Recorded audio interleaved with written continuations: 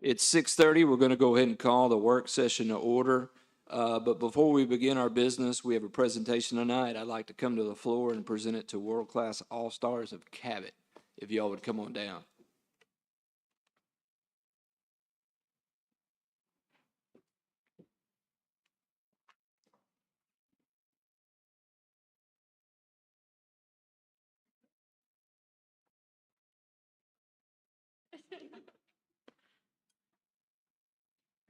Yes, you can approach the meeting. Okay.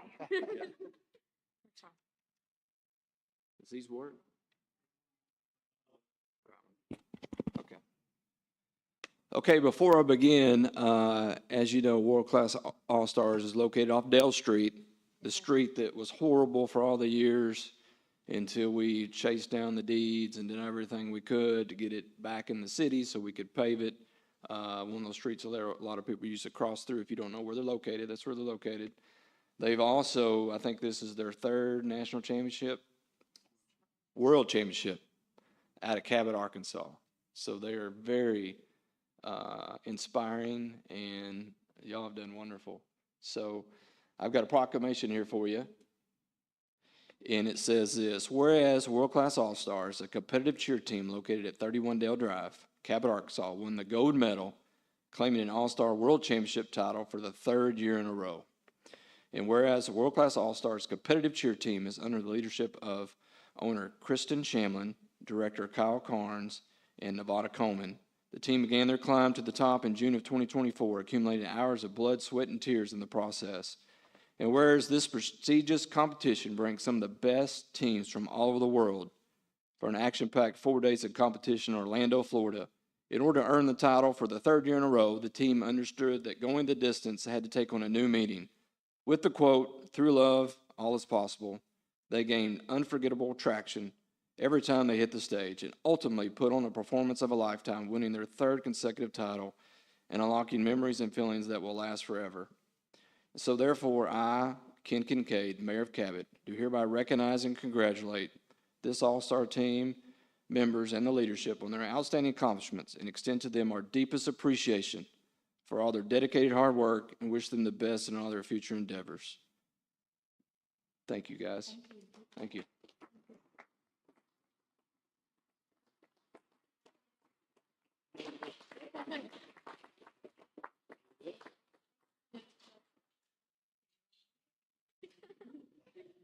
You want to do a picture? What do you want?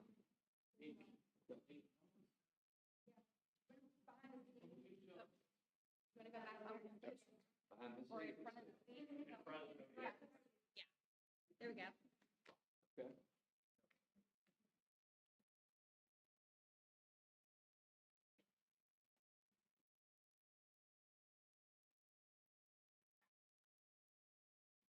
I'm so sorry, I'm kind of short.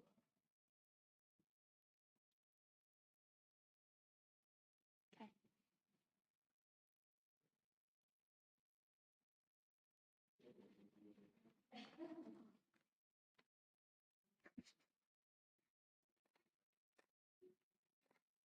Got it.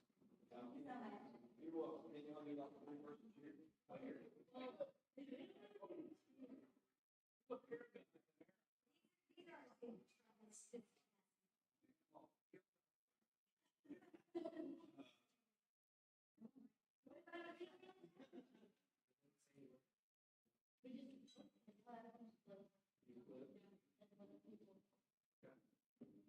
back sometime. Look at the rain.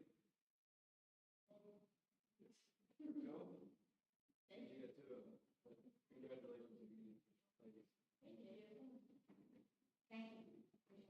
You're all you can see.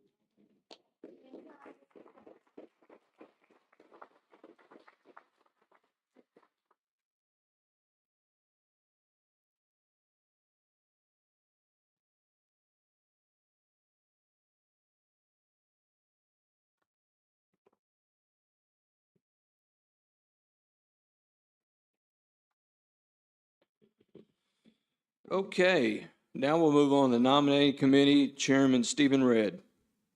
I don't have nothing this time, Mayor. Okay, thank you, Chairman Redd. Next, we'll move on to Municipal Services Committee, Chairman Eddie Long. Thank you, Mayor, and I have plenty.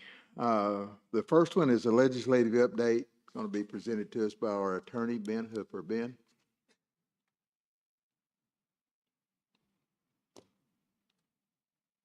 Thank you, Mr. Chairman. Evening, everybody. I asked Ed to be put on the agenda tonight, and he was gracious enough to do that for me. As you know, we just got out of a legislative session not that long ago, and our friends in the legislature passed several hundred new laws, many of which affect us. I want to go through just a couple of them tonight, ones that I think one either affected directly or they're probably going to generate some phone calls for you.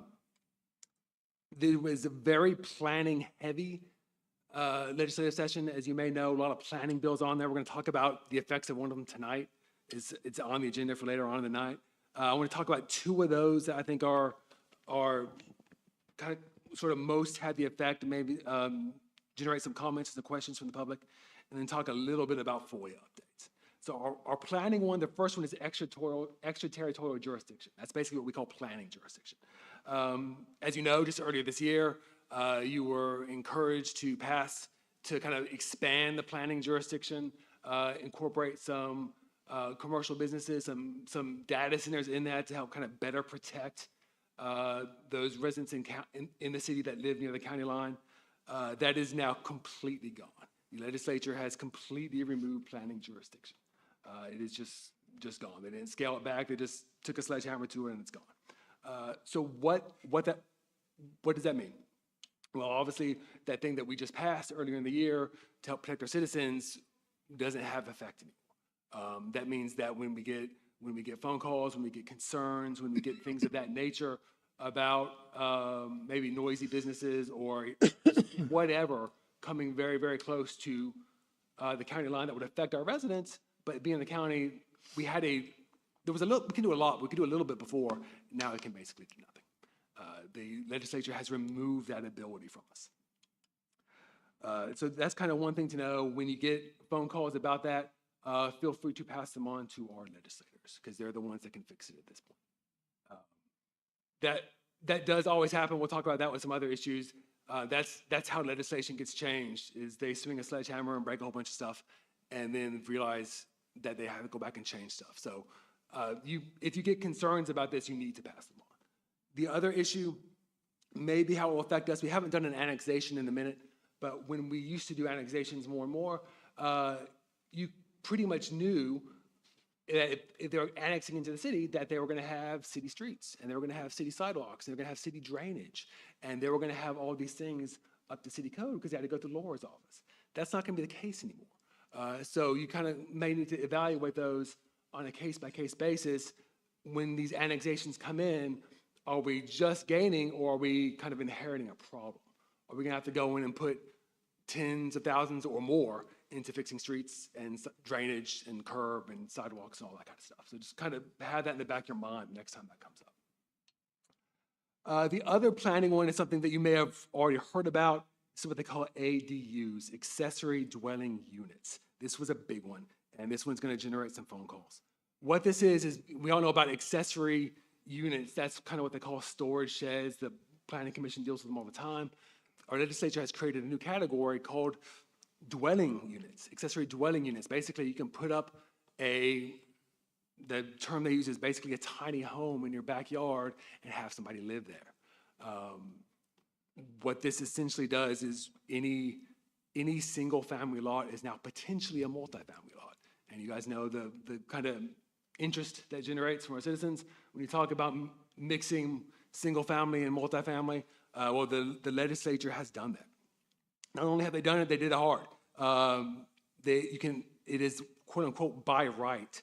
What that means is you cannot require a public hearing, you cannot require a special use permit, you cannot require any of these things that we build in to protect neighborhoods and to make sure the public is heard, all those kind of things that we all do when something gets rezoned or a special use permit. You can't do that anymore.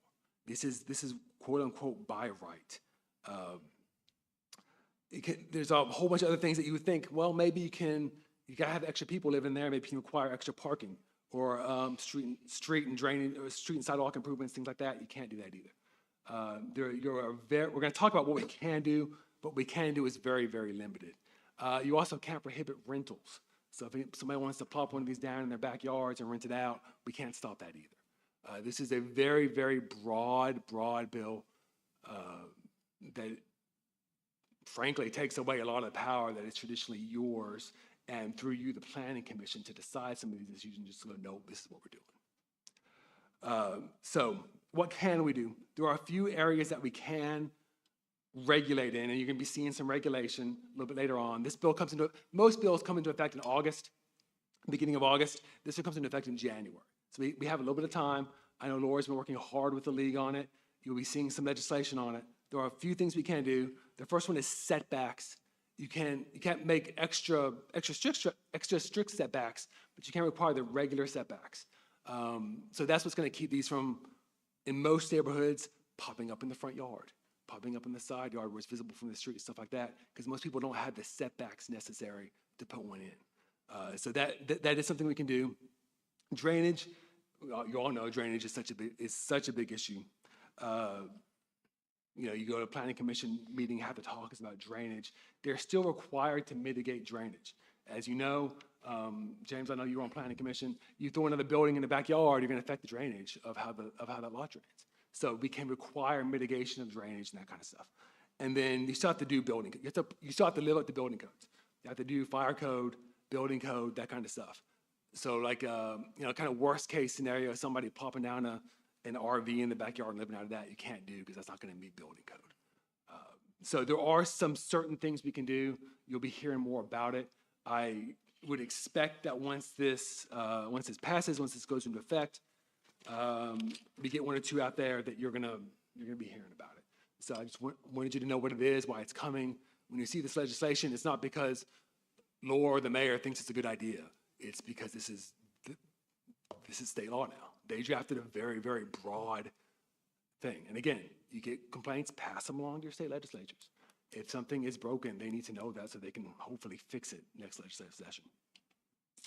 The other thing I just want to mention, because this one affects you guys, is FOIA. FOIA was updated a little bit. Actually, we are doing well. We're ahead of the curve in several areas. So there's kind of three buckets, three categories. Things we're already doing, things that you kind of need to be aware of, and then one thing that we need to change. So things that we're already doing, this requires posting of notice of public meetings online or on social media. We do both, and we already do it ahead of the time frame. Requires posting an agenda online or on social media. We already do that on both places. In fact, we go above and beyond, and we post the entire packet on there. So you guys and the mayor are to be commended for that. We're ahead of the curve on that one.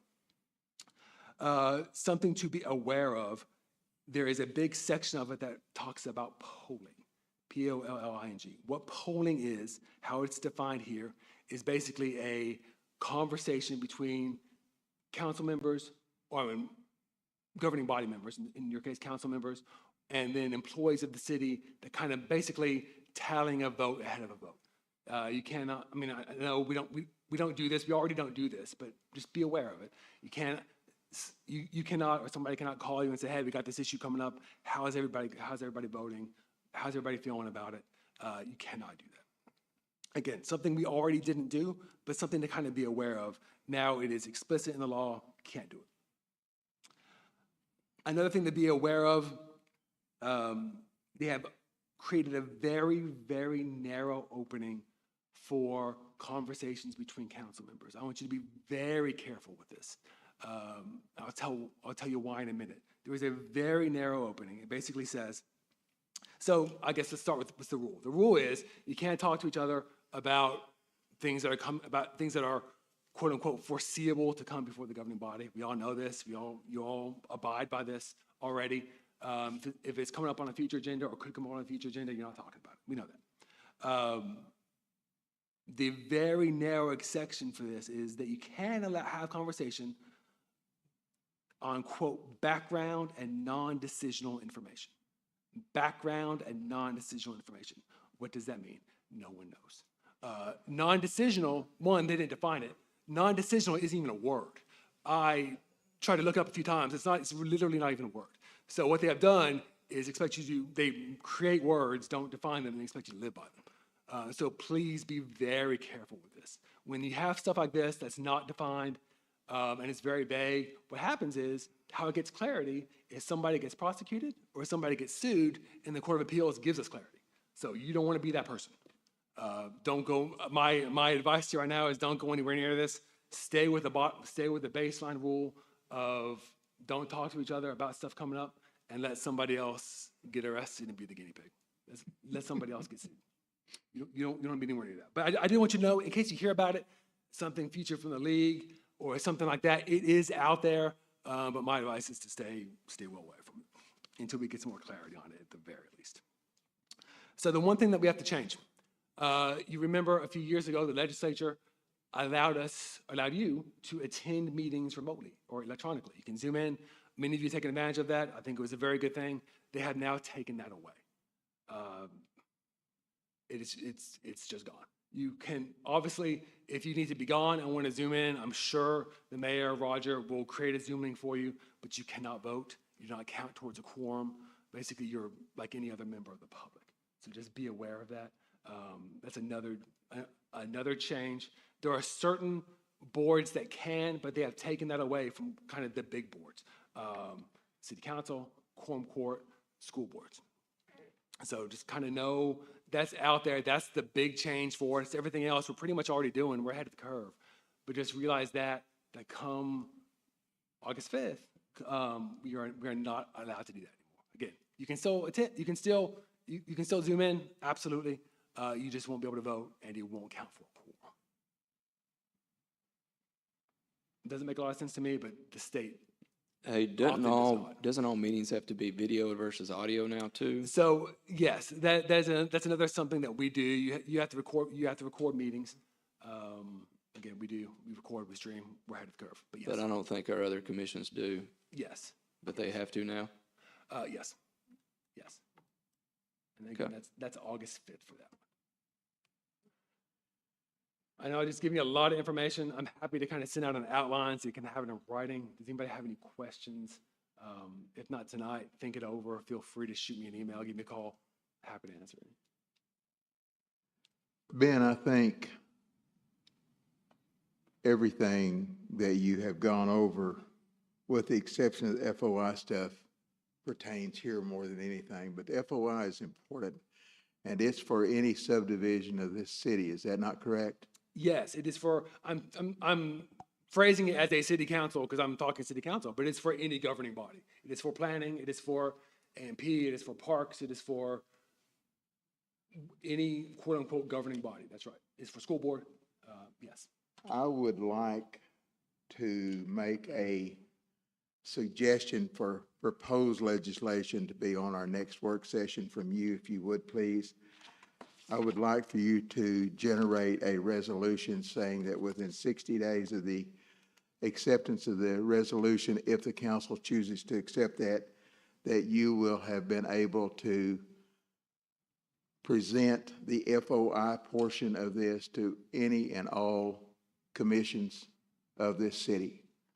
Anything that the council has anything to deal with. Now, my question on that is, I think it would apply as well to water or wastewater as it would to any of the rest of them, even though water, wastewater was a referendum. It was not not a commission that was composed of by the council. It was a referendum. However, we do ratify their appointments now, so we are still the governing body when it comes to that. That's right.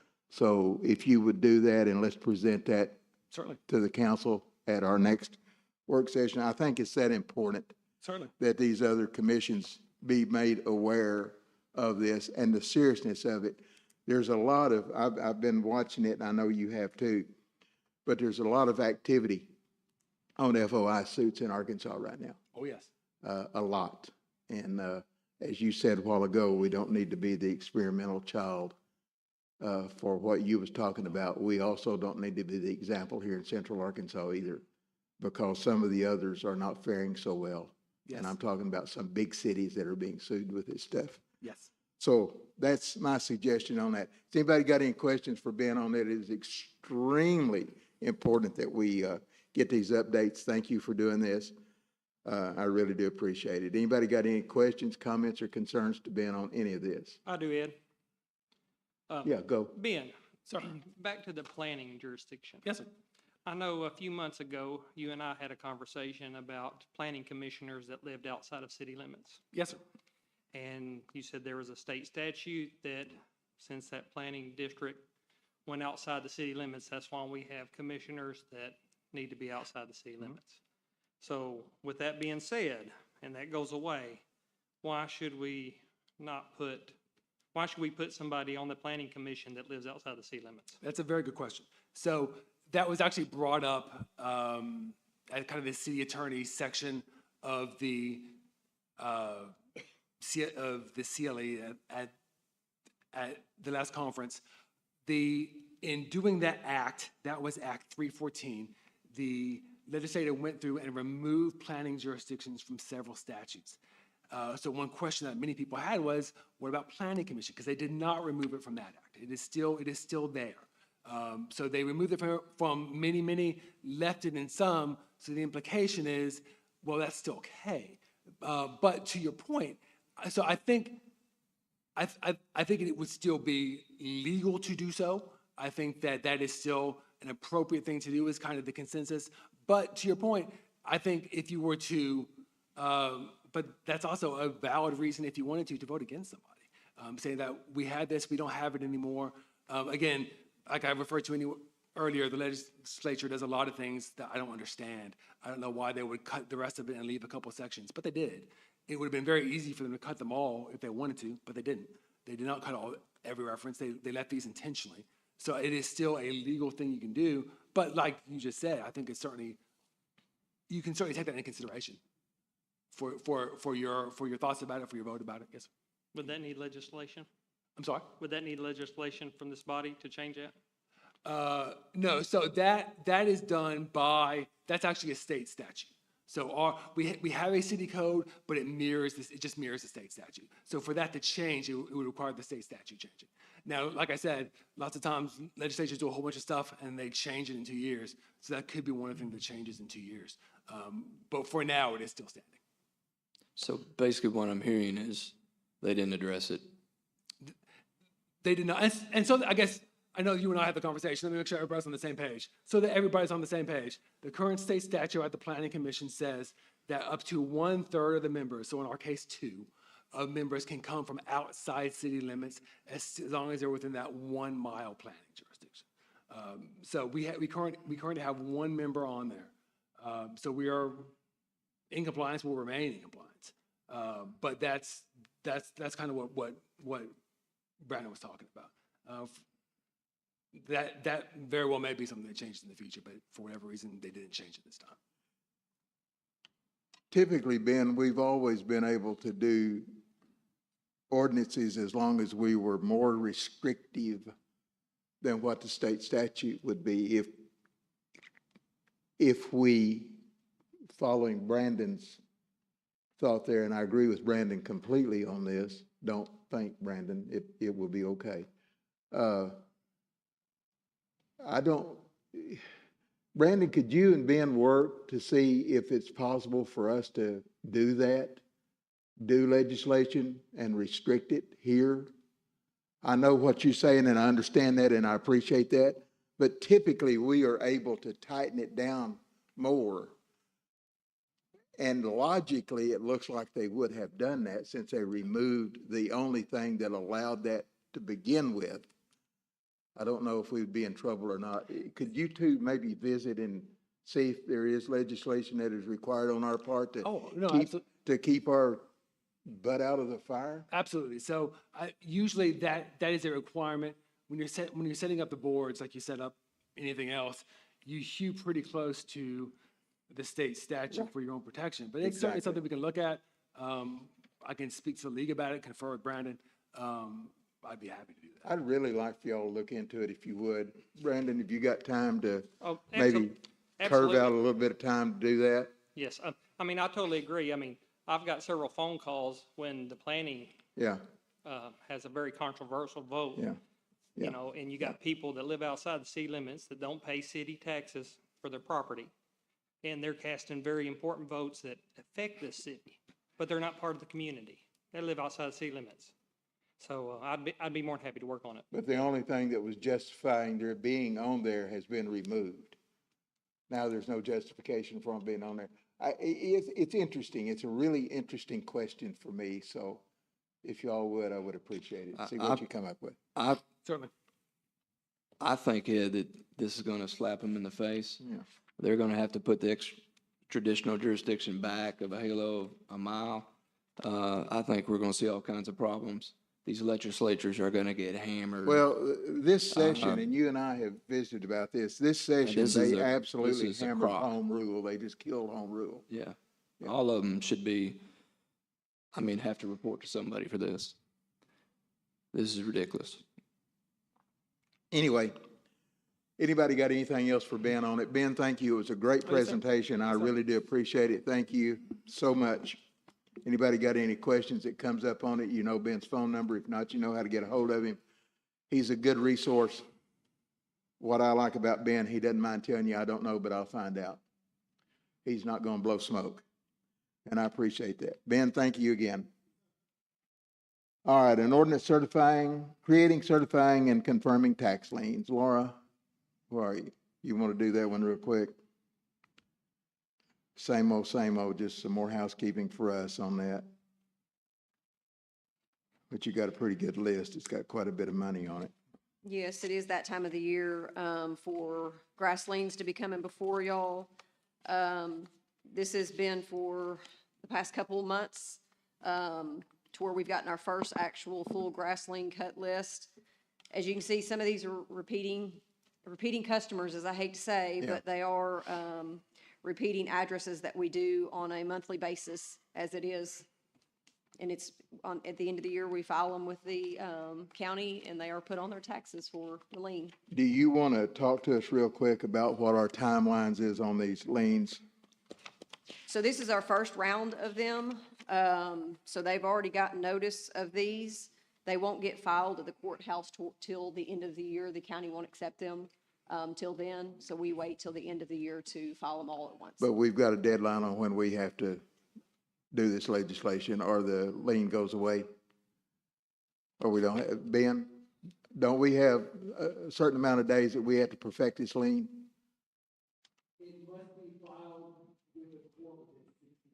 Okay, of the invoice date, right?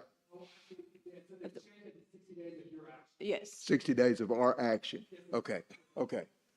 All right. Well, we do these a couple, 2 or 3 times a year. Everybody's familiar with them and everything like that, So so. typically when we get towards the September timeframe is when we get them all together and file them all at once. Okay. All right. Anybody got any questions, Laura, on this? We have seen this 100 times. I got one, Laura. How do y'all come up with the amount you're charging? It is, we put it out for a bid from a contractor. Mm-hmm. So depending on the spreadsheet we have, when we put it out for the bid, we have a 1/4 acre. If it is less than this height, if it's 1/2 acre, less than this height, if it's over, it's 6 different categories. So they all have the pricing, then they get an administrative fee, and then there's a 10% fee that goes on top of that as well. So it's based on the size of the property and how high it is. Stephen, I think you said, Steve did. oh, I'm sorry, I didn't even hear what you said. Say that again. I was just being dumb. How many times that doesn't include edging too? Oh, Mr. Red wants to be put on the list.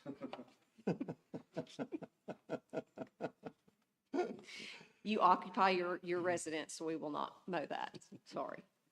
This is for vacant properties only. But they will come by and write you a ticket if your grass is 8 inches tall. They Ask will me give how you I a know. notice. Yes, they will. Ask me how I know. I'll tell you exactly what the ticket's worth too. Ask me how I know that. So, all right, anybody got any other questions for Laura on this? Do you need this expedited through this Yeah, evening? It does need to be. It can be. Okay, thank you, dear. Appreciate you. All right, an ordinance reappointing Ronnie Lee to the Cabot Planning Commission. Ken? Mr. Mayor, before we go on to that one, I think that we need a motion and a vote to, You're to right, we send it to full do. council. And thank you. I have dropped the ball again. All right, I need a motion. I'll make a motion. I need a second. Second. Tammy, please. Long, Yes. Weber, Yes. Reed, Yes. Hillenberg, Yes. Red, Yes. Now, this is just to send it to, well, no, we got to Send it vote on to, everything uh, going to the council. This is just to make it available for the motion later on to go to the council. This does not send it to the council. But it makes it available for that action. Considered for new business, yeah. Yeah, that's exactly right. Ken, you're next. Yeah, this is an ordinance reappointing Ronnie Lowe, and he is one of the one that lives out of town. He lives within a half mile of the city. He's been on the board for 5 years. He is a professional engineer, a PE, was running the city of Little Rock for 20 years and now with Volkert Consulting. He's lived in the city for 27 years, either at Greystone or where he is now. 3 kids that graduated Cabot, the last just graduated, and is a member on other various boards within our community. I would bear to say that he just sucks off the city and doesn't give anything back. The proper operation of the Planning Commission is of great importance to the health and welfare of the city of Cabot and its citizens. The action that the commission takes has a direct impact on public safety, and the people of Cabot have an interest in making sure that the commission is fully staffed and operational with the best talent. Guys, this guy's a 5-star. I mean, he knows all the codes, all the ordinances. He knows how a city should be run. This is still legal at the time, right now. I mean, I'd ask for a positive vote. Anybody got any questions of the mayor for this? If not, I need a motion for it to be considered for new business. I'll make a motion. I need a second. I've got a motion and a second. Tammy? Long, Yes. Weber, Yes. Reed, Yes. Hillenberg, No. Red, Yes. Our next item is an ordinance to amend the Unified Development Code concerning extrajudicial jurisdiction to declare emergency. Laura, and this also dovetails into one of the presentations that Ben made for us. Yeah, I think that, I mean, Ben covered this very well, so I don't know if there's any other questions that I can answer, or Ben can answer for this. I mean, this is taken away. Yeah. Pretty much all we can do is control what's inside our city And limits. we've got to amend our ordinance now to, our unified code to bring it down in compliance. Yes, with I mean, state I law. went through, as you can see, the red line, I mean, I always put in there for everyone the current code of what it says, and then I always go down to what the proposed code will be. The red is what's going to change and become the proposed code. And then the strikeout is what we're taking out to make sure that we are in compliance with the state. Any questions? So will we need to do the emergency clause on this so that it coincides with the effective date for the state? Yes. Absolutely. Anybody got any other questions on it? If not, I need a motion for it to be considered for new business, please. Make a motion to send it for new business. Need a Second. second? I've got a motion and a second. Tammy? Long, Yes. Weber, Yes. Reed, Yes. Hillenberg, Yes. Red, Yes. A resolution authorizing the mayor and city clerk treasurer of the city of Cabot to apply for a community assistance grant for Cabot Fire Station number 3. Ken? Thank you, Chairman You're welcome. Long. This is, CAPDD is helping the city with this. This is to reconstruct Station 3, the farmhouse on 89 next to New Life Church. Basically, we kind of bidded it out and had some people do some work on it. It looks like it'd be $1.5 million to get it redone. This is a grant that allows cities to do that for dilapidated properties, to get the facilities up and operating. So if we were to get it, $309,000, which we do have in the general fund for our match, and then we'd get a brand-new station at Station 3, and it's very much needed. What's the time frame on this?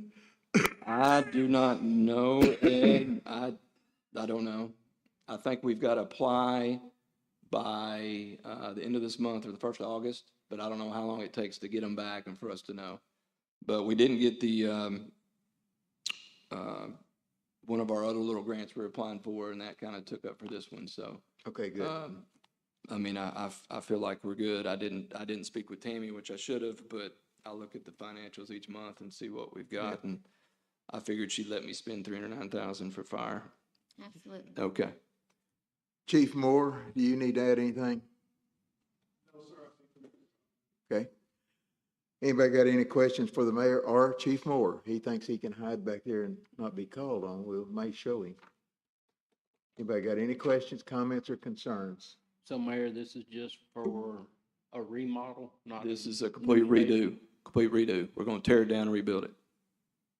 Same location. Could you use this grant for like a future new fire station? rather than No, it building has to one be existing Okay. that need redone. Yeah, we thought about that too. Yep. Kyle, we wanted to put one out by line, Yeah. back in that area, now? but That's what I was thinking. we're still looking for those for that. Okay. So hopefully, Number the red light. That was my next question. What now? This doesn't incorporate any of the, putting in a light, because we'd have to get authorization from the highway department to put a light in at that location for them, to stop traffic. yeah, I mean, we could do something, and we have to talk with RDOT to figure out what we needed to do. Right. But we're gonna change the driveway and how it comes out. All that's gonna be Okay. changed in this. We're not gonna come out the same way, isn't that right, chief? And we're gonna come out lower so you get a better run at it where it's not gonna be as dangerous. I just remember talking Yeah. about trying to get a light out there, because it is Yeah. such a dangerous. Well, I think us changing the driveway is gonna fix it, Anybody else got anything? if we get it. One other question. So single story, just like all our other stations? Yes, sir. Okay.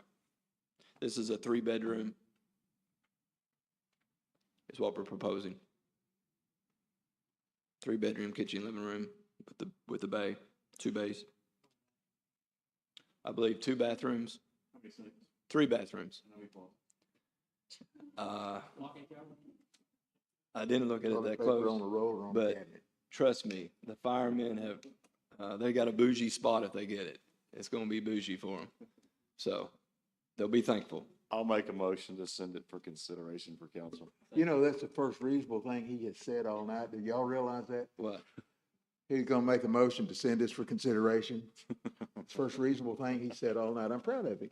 Thanks, buddy. You're the best. He's learning from you, right? And I think Matt made the second on it, Tammy, if you did not hear that. Thank you. You're welcome. Tammy, go ahead, please. Long, Yes. Weber, Yes. Reed, Yes. Hillenberg, Yes. Red. Yes. And Mayor, before I get run out of here, that concludes my business. Thank you, sir. You've been so kind. Thank you. We're gonna take public comments at the end. Next up, Budget and Personnel Committee Chairman Brandon Hillenberg. Thank you, Mr. Mayor. We got one item on our agenda. We got a presentation by Brian Burrows to update us on the city bond project.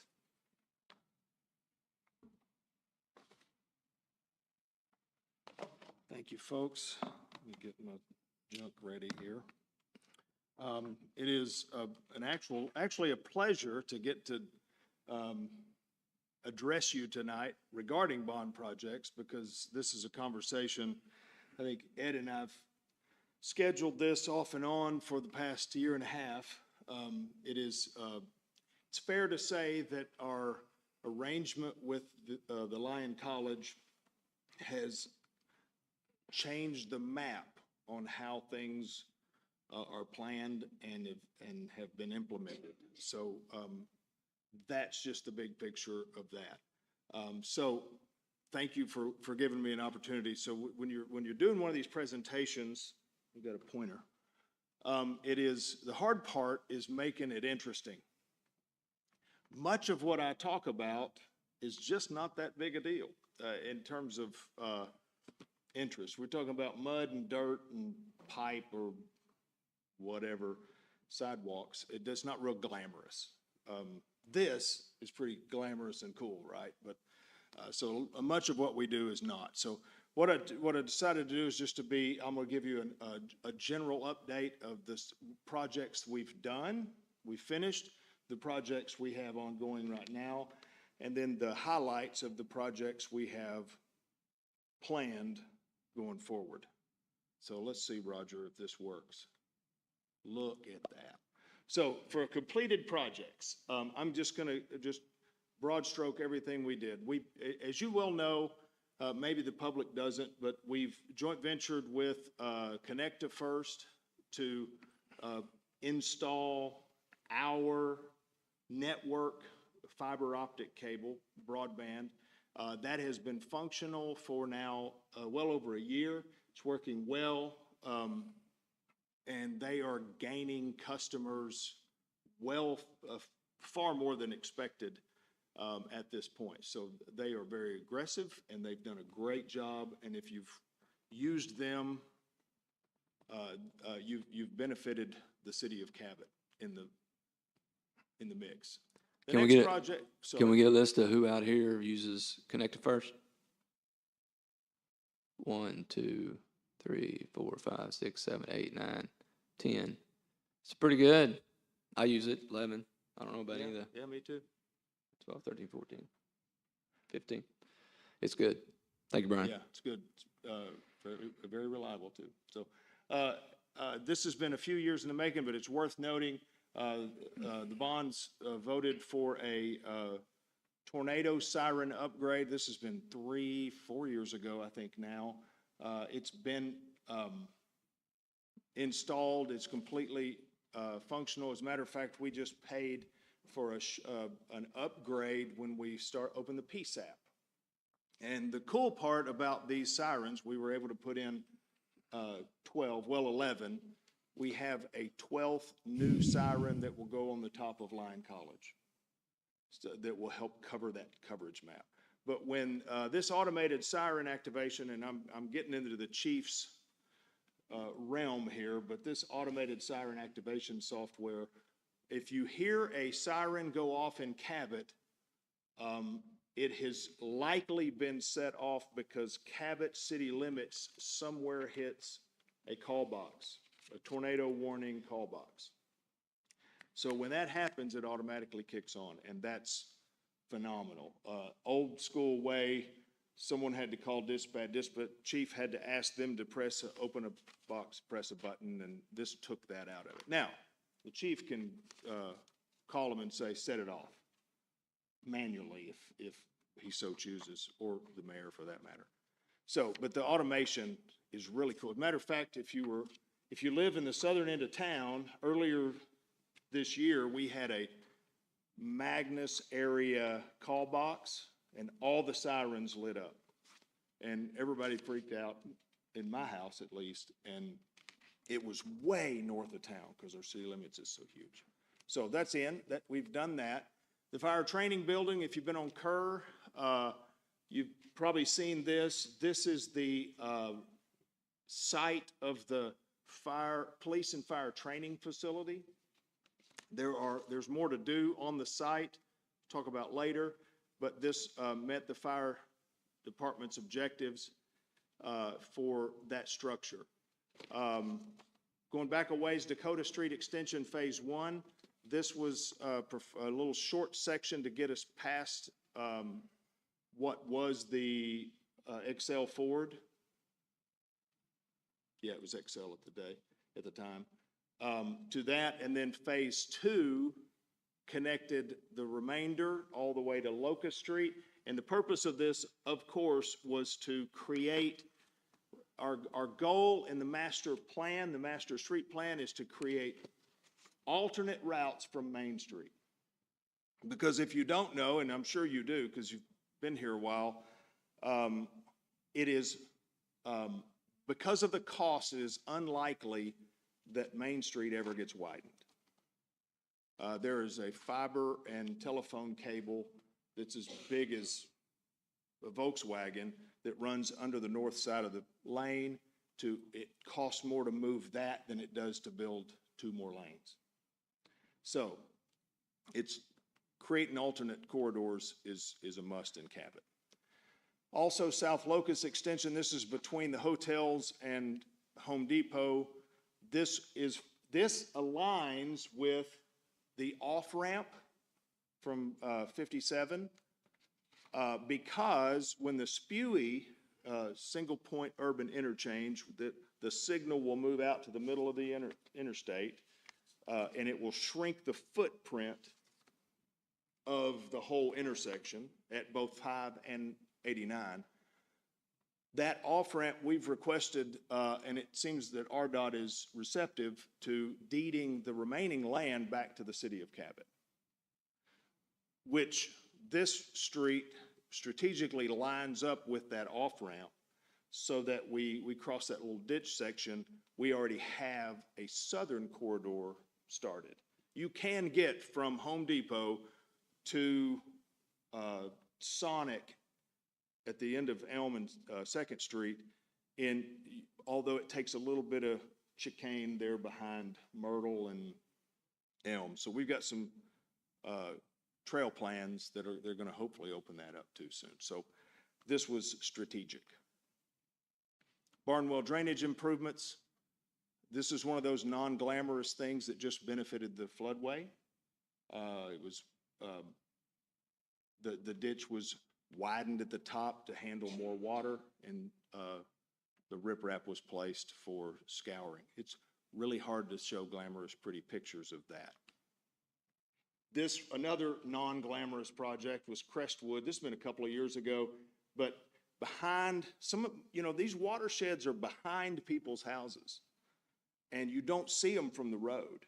This is one of those that Crestwood, it was a very small dollar project, but we were able to rebuild that slope that had eroded into their yard and get the water back in its straight line so we didn't damage utilities and facilities. We had a telephone pole that was literally holding on by a foot back there. Parking lot improvements. We added curbing and overlay to prevent this run-up. We had a old, antiquated parking lot in front of the Justice Center, and there was we were running water into a single point of exit. We needed to mitigate that flow. Elm Street, I'm sorry. Oh, I'm sorry. I just thought I heard somebody ask you a question. Elm Street extension provided a much-needed southern route. This is the continuation of that southern route I talked about earlier. It benefits traffic congestion on Main Street.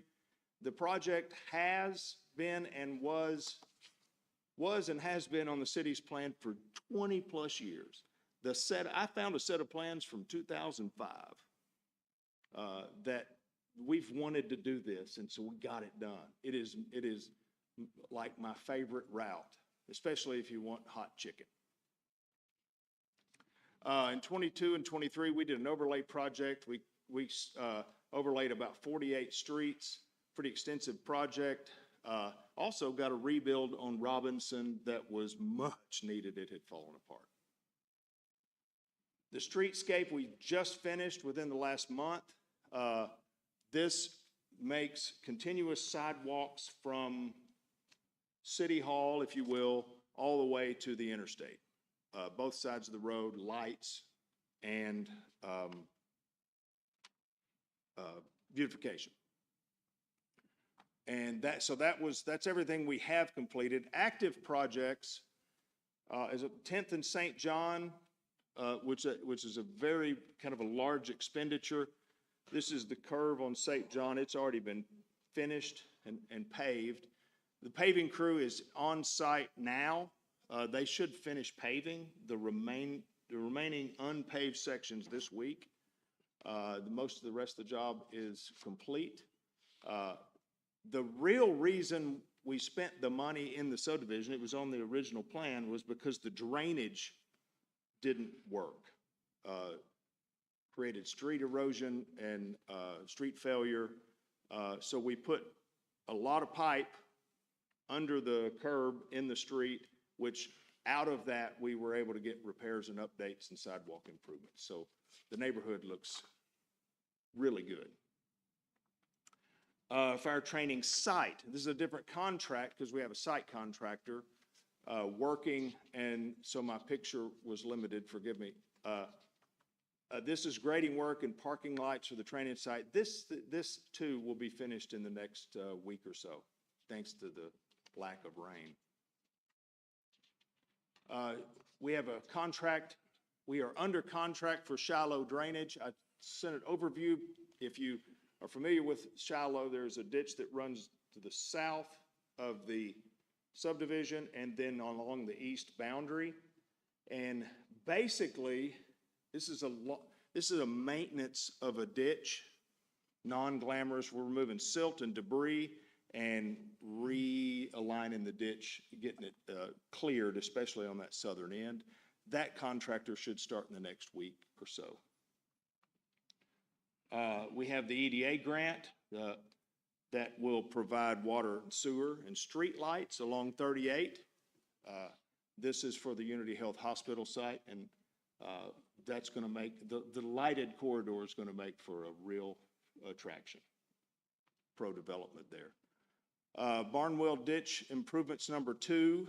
It's a small section that we did before under an older design, the original design, with the flow characteristics of the stream and the floodway are not satisfactory to us or the property owners, and access across a rock ditch was difficult. So we're going to add that concrete paving from there up to 89, near 89, not quite the end. Lincoln sidewalks. That's a picture of a sidewalk. That work, the contractor has until the end of this coming weekend to complete the punch list work, or we'll finish it for them. And to quote Forrest Gump, that's about all I have to say about that. Planned projects. So we do have an overlay project planned based on what we expect in cost. We're going to do 12 to 16 streets. There is a list that the street department has vetted down to, we've got about 1.2 million that we can spend on this. And obviously, if prices are what we expect them, we'll do 12 to 16 if prices come in better. The bottom line is, in the last 5 years, the prices on paving has almost doubled. And the county who does, the county judge does a lot of overlays annually. They're spending $250,000 a mile for asphalt overlays. So, no, I take that back, 225. So we're budgeting 250 to be on the safe side. We got a complete list, but not everything can be done. We'll do everything we can to get as much overlay out of this thing as possible. Also, we plan to widen Locust from 2nd to 5th. This will be the last short, small phase. But one of the most important is we straighten the curve, get curb and gutter and sidewalks consistent all the way down the corridor. That's planned, as well as a small project that's been, I think it's been voted to be the lowest priority. It has not been bid. It is designed, and we have a budget of about $650,000 to spend on an old culvert section that crosses Kerr right at the back of, it's the Barnwell Ditch. It's the end of the Barnwell Ditch, but it passes, is that Pear Street? I asked Matt who's doing this because he knows every street in town well. So that's that. Now, and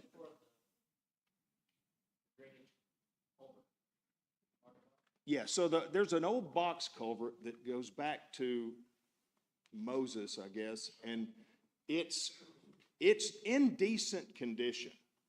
What we want to do and what our plan is, and the reason it's so costly, is that section, if you go downstream a few years ago coming out of the pond, we designed it with an extra lane width for a third lane, because Kerr is our master plan shows that being a full wide 3-lane street. We would love to, just have a windfall of money that allowed that to happen. So we've designed it to extend out for that and a new box culvert, so we don't have to mess with that anymore. That's the plan. All the easements, I can't say all because I've got. Is it on the church side of the line? Yes, sir. Yeah, so the curve, if you drive it, and you're oncoming traffic, you feel like you're gonna have a head-on. The curve, we've straightened the curve on the design. We have a property owner that we've negotiated a potential sale. We are applying for some grant funds to assist us with that. And if that the First Baptist Church and the two other property owners, we basically have verbal agreements that they will. It's just a matter of closing. Any land right-of-way purchase you'll see, we'll bring back to here.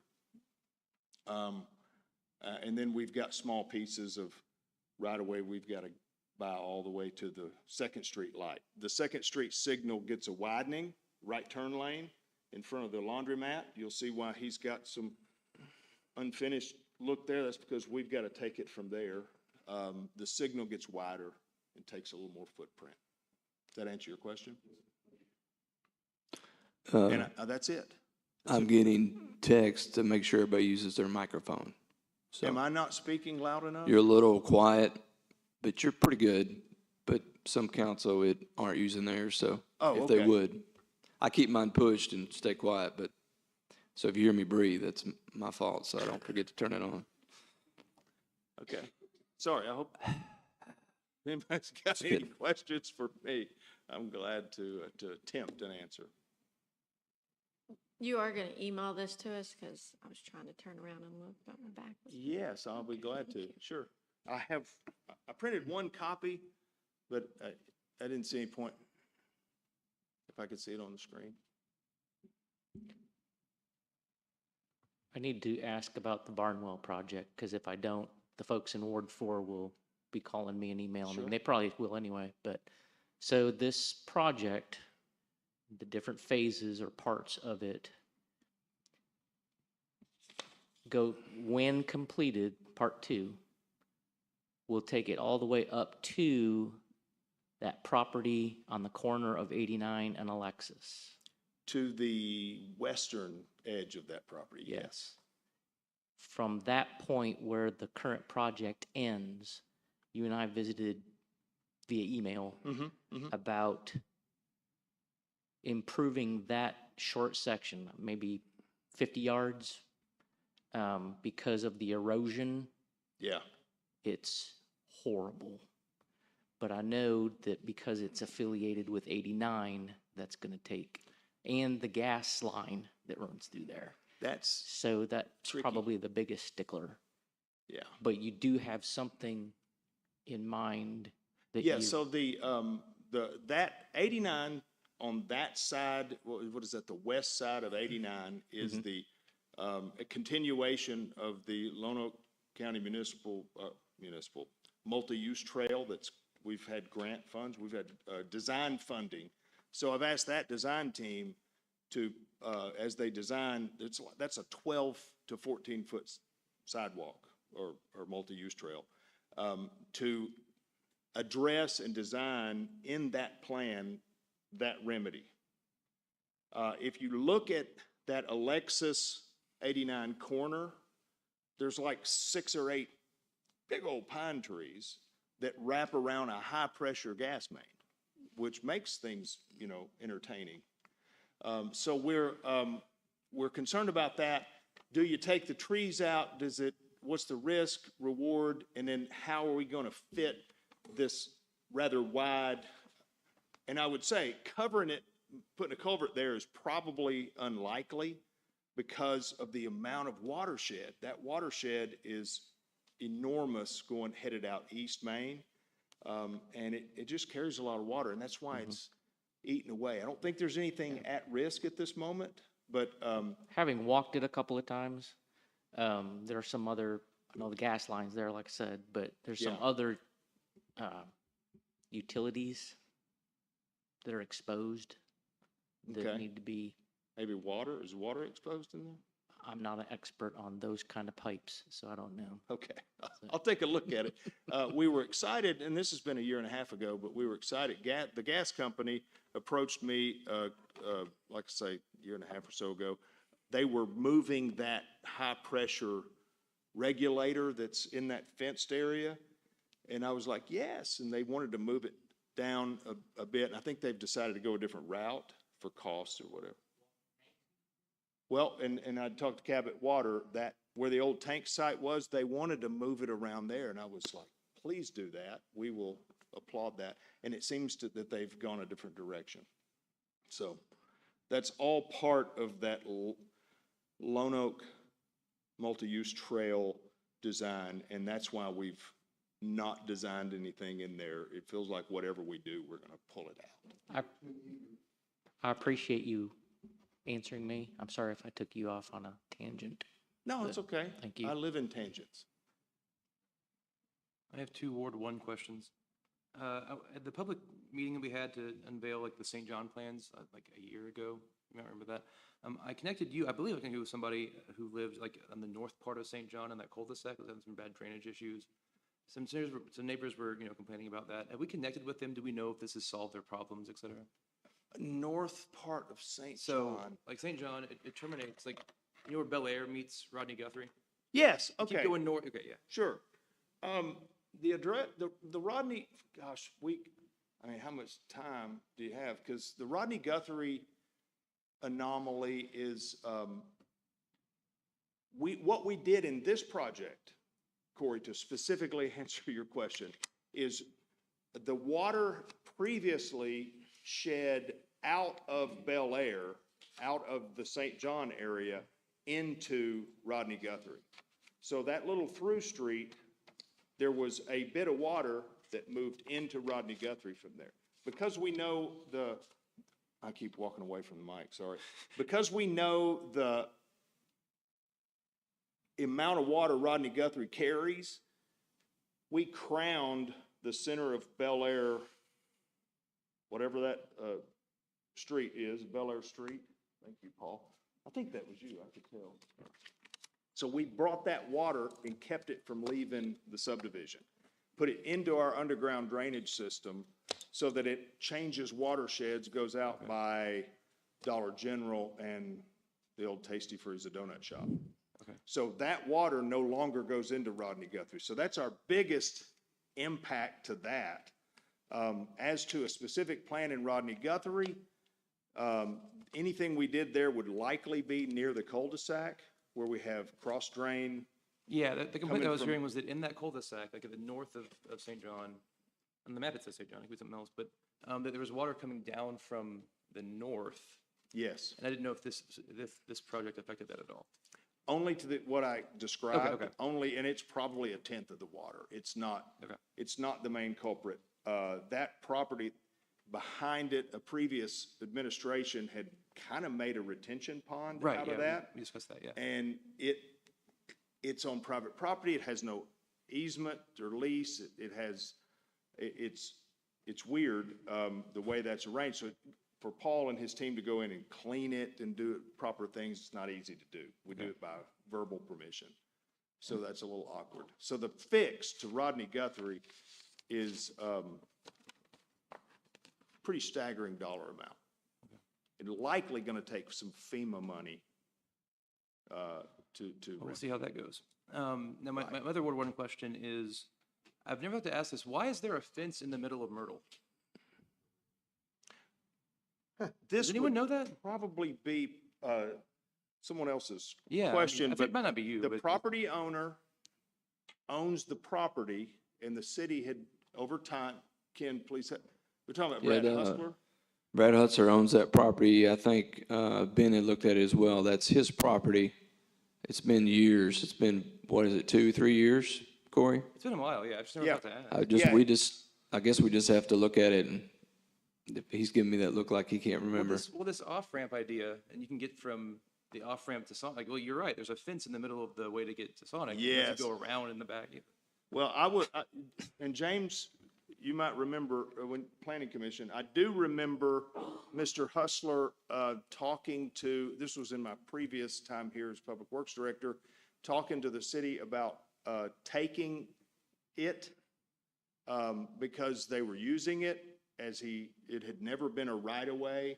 And I believe that the council at that time chose not to take it.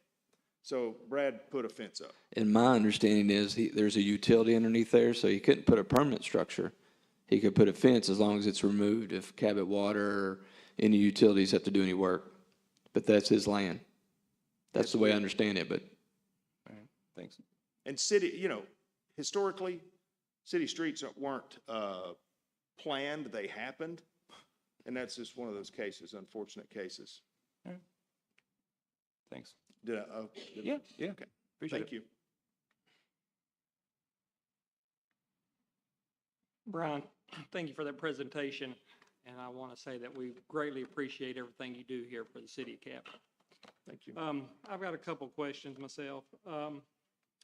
Back to these projects that we're going to be continuing, the overlay and Locust Street. Okay, The overlay, you said, is approximately $1.2 million. that's what we've budgeted to do, yes. Okay. Do you know how much bond money we've spent to date? I do not. I would assume that, you talk about the total money? and- Correct. No, I do not. It's $9.1 million out of $10 million. Tammy sent that over to me this morning. So just with the overlay, we're already short. So how in the world are we going to do Locust Street?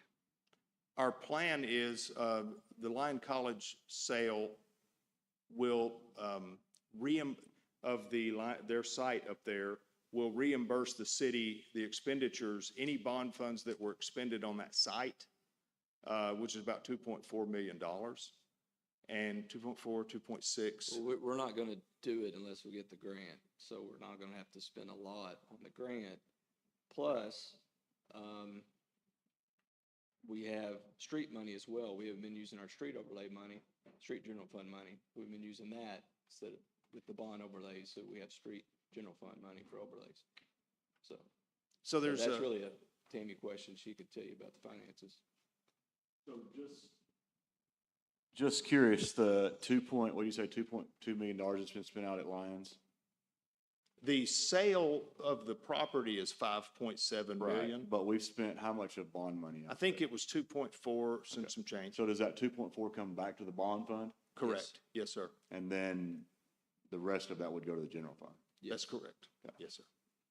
And Ben's been working with Taylor Marshall with Friday, Eldridge and Clark, and we're going to be told exactly how to do that within the law, and it is legal to do what we're doing, but I guess Ben may want to speak more or clarify me, but they do some analysis based on the total bond and what we've completed and what we got paid back, et cetera, and then they'll tell us how much goes back in those pots. So what's the timing on the Lions College 5 point whatever million hitting? our They told us either this week or next week. Yeah. But Brian was asking for a date today. Did they ever give you I one? didn't get a date, but the plan, the remark I got was the plan is still to close this week. So we expect to close by Friday. Okay. They've said that last week, they said this week. by They did Friday. a small closing with one of our vendors last week. Yeah. So things are tracking. Yeah, finally going. Thank you. Thank you for clarifying that, because that was going to be one of my Yeah, follow-up sure. questions. I was alarmed when I seen like one invoice for $1.3 million for 4 Mile Creek project. So Yeah. I was wondering how that was going to That work. circles right back to its origin point. So there was some talk, and Tammy, by the way, Tammy is the responsible party for everything bond fund. If it doesn't meet her satisfaction, she can pass or reject it. And I mean that, but that's what the documents say. She's on the hook for some $70 or $90 million. But that being said, we had some conversation because it's a little unprecedented to put money back into a bond fund because of the way that bonds bonds fund in total, and then you spend them down. So, but we have successfully done that in other cases to reimburse this one for this one as we're moving through time, especially as we've moved these sites. We're trying to track that and keep that accurate because she has to keep an accounting of every asset that's ever purchased with those funds. So, Sorry, Brian. So Mayor, That's on okay. that case, Yep. I guess we're looking at roughly $3 million Yes, sir. that we'd actually realize out of that Yes, sir. $5.4 million? Yes, sir. Okay, thanks. Yep. And we're probably going to come back and ask you for $2 million of it to build the indoor fire and shooting range for the police. So how much is Locust expansion going to be? the preliminary estimate was 3.450, some odd. I got it right here, I think. 3,587,220 is the grant request. And is there a particular reason why we didn't tackle that beast first? Yes. Let's start with costs. As you know, in this construction world and at the grocery store, costs have increased exponentially. When it came down to the situation where we had to discuss between Locust and 10th and St. John because of the magnitude of the cost. The original budgets that were handed to me, much of this stuff was started under Joe Gunderman before my time. We were looking at spending pre-bond some $2.5, $3 million on 10th and St. John, and we got a $4.5 million contract out there. Yeah, cost had went up $4.7 million, and then we had some right-of-way, not right-of-way, but easement issues on Locust where we were going to have to kick a guy out of his house. Yeah. But not that's the reason. The reason is Locust and St. John area is ward, Ed's ward and Corey's ward, and that subdivision hadn't been touched since it came to Cabot in 1970. Mid-70s. So they deserve this. That's why it was picked. It had a And clear then, path.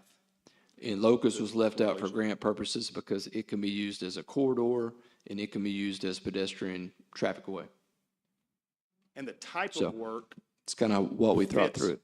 yeah, sorry for speaking over you. The type of work that it is widening fits a lot more grant and MetroPlan funding opportunities than 10th and St. John. And I ask that because I know they were top on the list, because if you go to the city bond website, you have an order and Locust is there, St. John is there. So I'm just wondering why But- that one got put on the back. But we did do Locust Street stuff already. This Yeah, we is did just, that other phase. we did what was on the deal. This is extra, something we came up with after we met in the town halls. We never said we were going to widen it and do all the stuff we're doing. We did our work through there. We just haven't done an overlay because we did all that CEPDD grant. If y'all remember, we got back 4 years ago to do a lot of it at a low cost because we were in a area where there's a population with low economic needs, and we got a $300,000 or $400,000 grant, I think it was, Brian, and we spent our bond money against it to get that done, that part of Locust. Mr. Mayor, it does say the design of Locust from Second and Fifth on the website. Oh, Does it? Yes, sir. I printed it right off. okay, okay. I'm thinking from the town halls, I'm sorry. I Well- don't think we ever had Second and Fifth on a town hall, but that's what I was thinking from Yeah, what we the told the bottom people. line is it was budget. It comes down to money, like most things, and Locust is complicated. With right-of-way acquisition and utility relocates, we got to relocate the power. St. John was open and ready to go, so we just pulled the trigger there.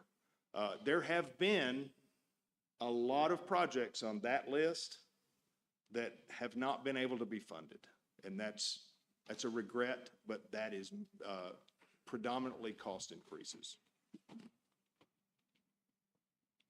That answer your question? Yes, and also some bond money went for the Justice Center, correct? I mean, that was something that we didn't see. We got the opportunity to do the Justice Center. That wasn't part of the bond. But- Right. And that was that parking that I mentioned in the. Yeah, Yes, the bond drainage and then some of the interior stuff in here, I believe. Isn't that right, Tammy? The interior stuff or? We Okay. did use it for the concrete work outside because we had water puddling in that alley, that old alley. We've Yeah, the drainage We've done a stuff. lot of remodels, and remodels, you find a lot of surprises when you do a remodel.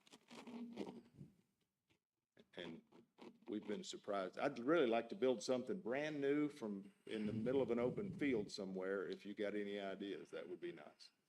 Hey, Lyon College, let's try that. Does that answer your question? thank you, sir. Any other questions for Brian?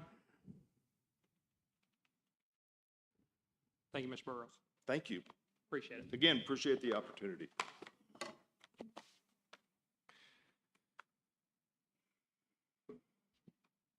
Mr. Mayor, that is all I have. Thank you, Brandon. We now move to the Police and Fire Committee, Chairman Stephen Red. Mayor, I don't have nothing this time. Thank you. Okay, thank you, sir. Next up, Community Development Committee, Chairperson, Maggie Cope.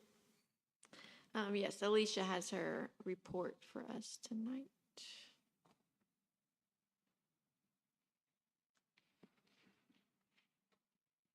Good evening, Mayor, City Council. All right, you've got some handouts in front of you, and so what I've done is I've put together a presentation to share with the viewers, but then you guys have more details sitting in front of you, so I will get started. So one of the things I wanted to touch on is what is community and economic development. While they're very different, they're both intertwined, very much so, and the two, one is not able to be possible without the other. So community development is building those community assets, the institution and the capacity, while economic development is building the economic opportunity, well-being, and resilient economy. So why is this important?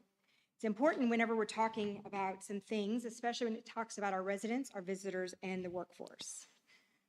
So as a timeline, we wanted to kind of show the growth of the city of Cabot from 1990 to 2025, and you'll see that there is a dramatic increase in that population.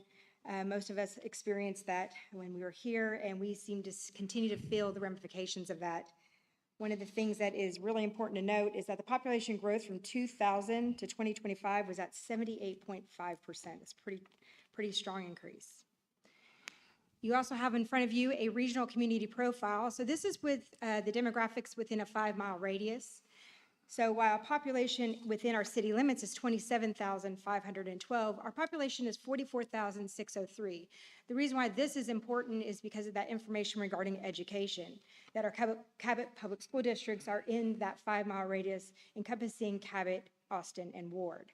The median age, income, home value, and again, that growth is important towards that community profile, especially when we're dealing with economic and community development and recruitment of business and industry. So if you'll pull out your market overview, there are a lot of pages, so I got some snapshots for you as well. So you'll see on here the demographics and matrix. So there's 3 separate columns on this, and the 3 separate columns show the residents, they show the employees, and then they show the out-of-town, the out-of-market visitors. So the employees, of course, residents are within our city boundaries. Those employees are people that are coming into our city that are working in a specific time frame in our days, and then those visitors are 1 or 2 visits throughout a specific time frame. I've pulled for you in that market research from January 1st to January 30th, so you can kind of see a snapshot of what that looks like.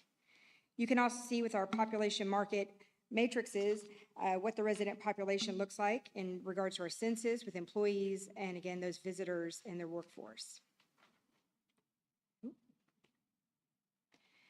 That market overview is also really important when we're looking at where are the people coming from. So we know that we are a hub in Lonoke. We are the largest city in Lonoke County, but we show that we have bringing in a lot of people who come in for work or to visit us from well outside of our boundaries. And there's a heat map that shows where they're exactly coming from and those zip codes that are associated with that as well. That's very important, especially when we're doing targeted marketing and looking at also the seepage of people and things that are leaving our area or leaving other areas, and where are they coming from and how are they getting here. So keep doing that. Sorry about that. Again, another interesting component is that market overview is, while they're here, where did they come from and where did they go afterwards? So that shows that a majority of 64% of the people are coming from home and going to work, or their post and prior visits. So we're monetizing all of those visits of where they're going and what they're doing when they're here and what they're doing when they leave. That's going to be very important when we move forward. So are the residents moving to the Cabot area? We've seen, again, we showed those population growth. So, oh man, that didn't look well. Looked better on my screen at home. Sorry about that. So that North Lonoke County Housing Report. So in January of 2025, the median listing home price in Cabot was $290,000, trending up 7.4% year over year. And the median listing home price was at 150 square foot, and the median home sold price was $234,000. On our website, we do have the North Lonoke County Housing Report. We get the information from the City of Austin, the City of Ward, and the unincorporated areas of Lonoke County, again, in that 5-mile jurisdiction. That's just a little bit farther. And everything that is passed through the City Planning Commission is located on ours, and we have a very detailed list of that. So you will see since January of 2020, again, those are our census numbers to today, that there are over 793 units that were built in this area and over 4,033 lots that are built in this area. And with a lot, that is a single family home, which typically comes with 1 to 3, minimum of 1 to 3. You do have a list of all of those subdivisions of the year that they were submitted to the Planning Commission, the month, and the amount of units and lots per. On ours, we actually have a map where it shows those approved plats as well that are located in there. Many of these developments are located, are in various stages of development and will continue to meet the growing need of our growing city. So we've talked a little bit about the residents here and our workforce here. We're going to move a little bit into what are our visitors doing, and our visitors actually coming to the city of Cabot. When we started working with the idea and the concept of game time at the grounds, there was a consultant that came in with some numbers about what we can expect to see on an average weekend with the team coming in. So basketball, they said that an average player will come with 1 to 2 family members. The tournament will last an average of 2 to 4 days, 7 to 9 teams, with about 10 to 12 players. However, our volleyball players, it's a mostly female-dominated sport, and they are averaging 2 to 4 family members. That's usually player, mom, dad, sibling, or a friend that's going to come with that. Those tournaments average 3 to 5 days, but they also bring 100 to 150 teams, which the average player of coaches and players together is 10 to 12. So why is that important? So let's do the math. Say the volleyball tournament comes into our city with 120 teams. That is 1,444 players. That's players and coaches combined together, considering that we have 12 teams. With those additional people that are coming into that facility, that's 3,600 visitors. So in the average, one day, we will see 5,000 people walk through the door of Game Time at the Grounds. So over a 2-day tournament, that means 10,000 people will walk through that door. Again, that's a lot of people and a lot of places that they can be. So the question is, where do they go and eat, shop, and play? So how do we know if they're really coming to the city of Cabot? Earlier this year, the A&P Commission approved Placer AI. So this is a platform that is used daily. I know in my department, I can speak for Travis, they use it very actively in the Parks and Rec department, and the Chamber of Commerce also has access to this as well. And we all utilize this for very different reasons. But today we're going to talk a little bit about sports tourism.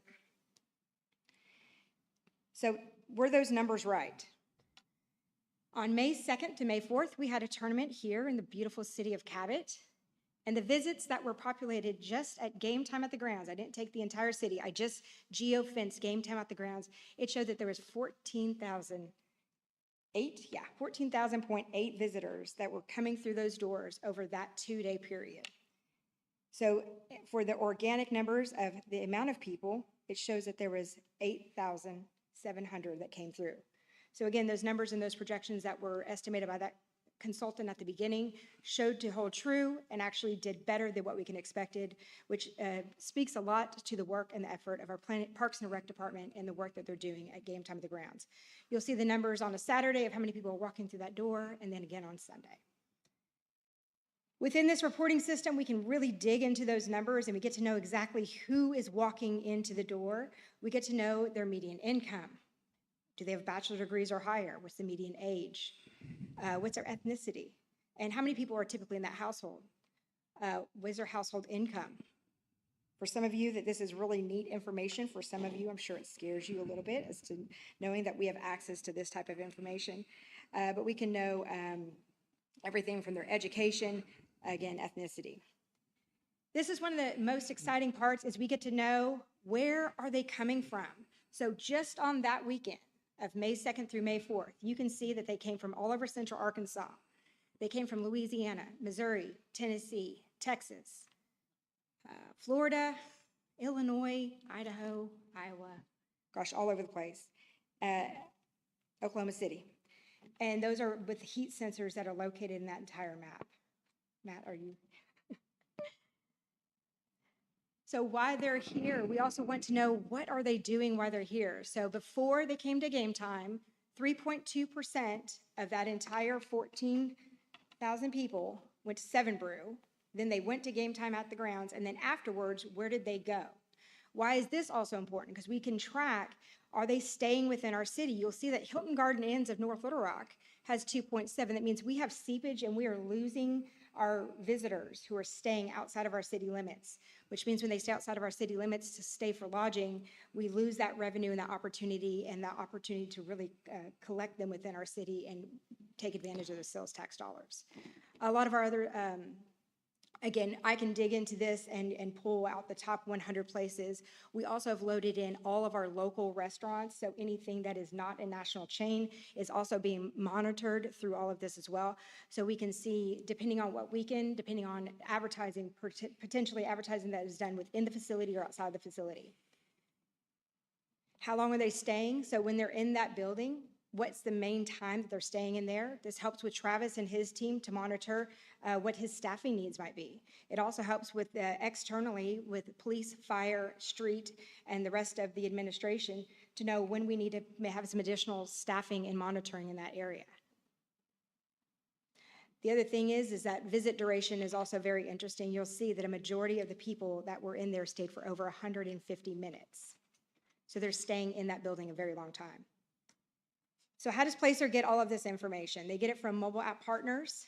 They get it from location insights and APIs. They get it from Wi-Fi. So if you connect onto your Wi-Fi onto your phone, GPS is on your phone and beacons, and they use monitor and points of interest. It is also important to say that within the state of Arkansas, it is constitutionally not allowed for us to go into a specific restaurant and gather their sales tax information. Tammy's office receives information from the finance department every month that shows all of the sales tax that comes into a Nexus code, in a very specific code. So we can know what it looks like as a general, like what do restaurants are doing or what is grocery doing. But if we want to dig into a grocer or into any of our retail restaurants or hospitality or entertainment and know what's happening, this is about the only way that we can do that. So I just wanted to show a snapshot of how we're monitoring that and how that is going to be a great resource for us when we are looking at recruiting other businesses to show them the trends of what businesses are currently doing and what they are projected to doing, and where our residents, our visitors, and our workforce are at any given spot in a day. All right, that's what I got for you today. Do you have any questions? Now I've put a lot of information in front of you guys.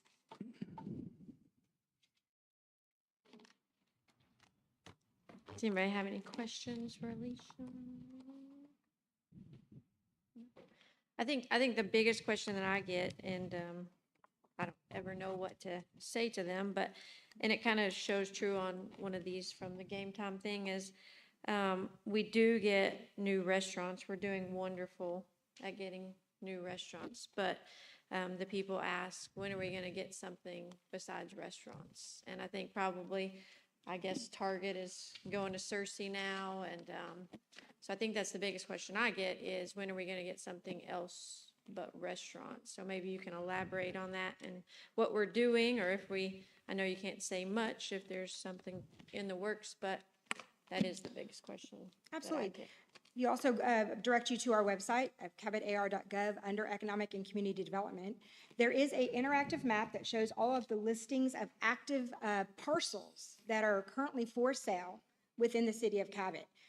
Some of those, majority of those are with a realtor, and sometimes I really get the opportunity that I can sit down with a landowner and have a one-on-one conversation, and they can say, well, this is for sale, but I haven't set a price, but I'd be entertaining a discussion. So we've put those on as well.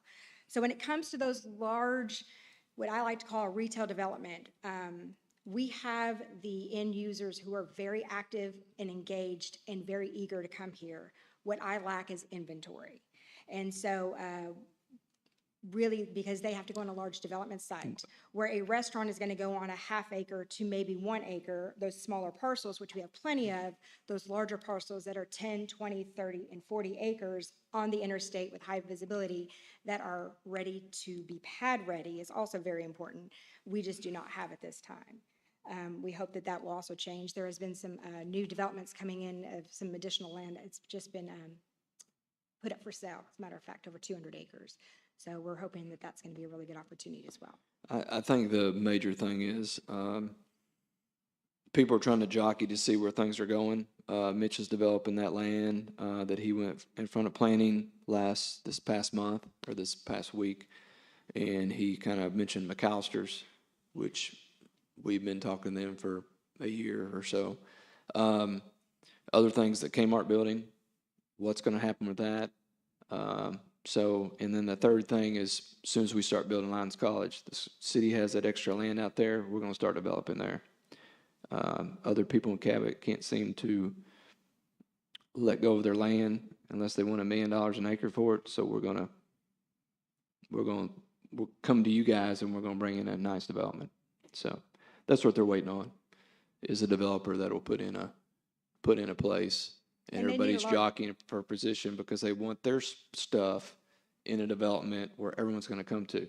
So if they do a deal, let's say at Mitch's land, and Lions College gets developed, or the land across the street from Unity Health, well, then they're mad because they want to be in there with all the other shopping places that all the men and women like to go to. They want to be where everybody else is. So that's where we're sitting right now, to be honest, and in kind of layman retail development terms, is they want to be in the same game with everybody in the same room. It's like a big puzzle, trying to put the puzzle pieces together. And so to find everybody's answers. jockeying for a position, and they're holding back, or they're trying to find the cheapest land they can in town to offset that difference if they didn't go to the right place, that they're still going to be okay.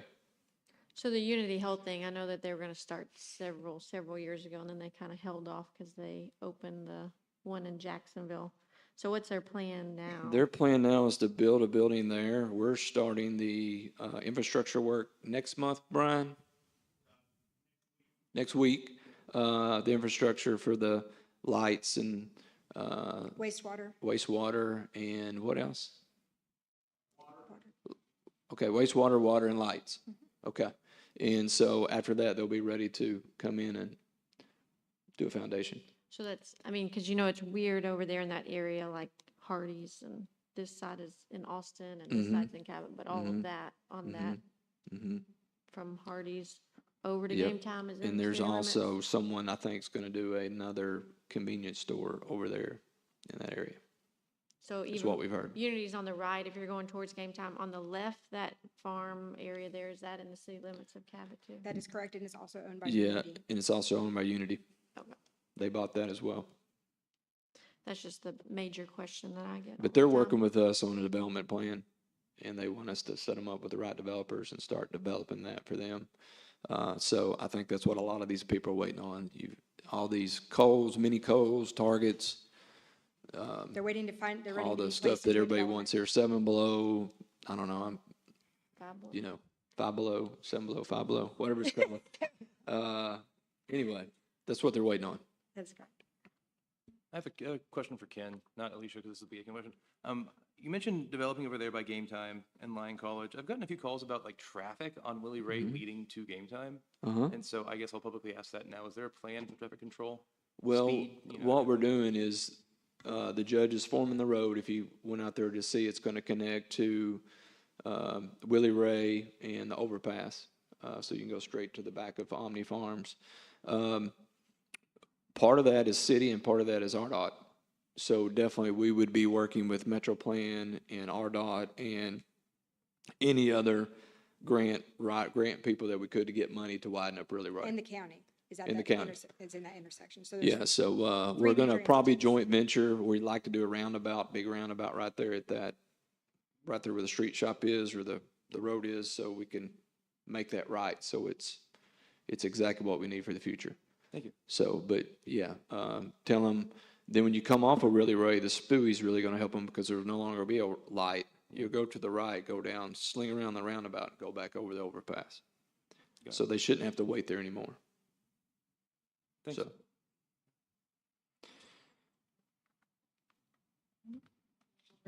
Any more questions? Thank you. Have a great night.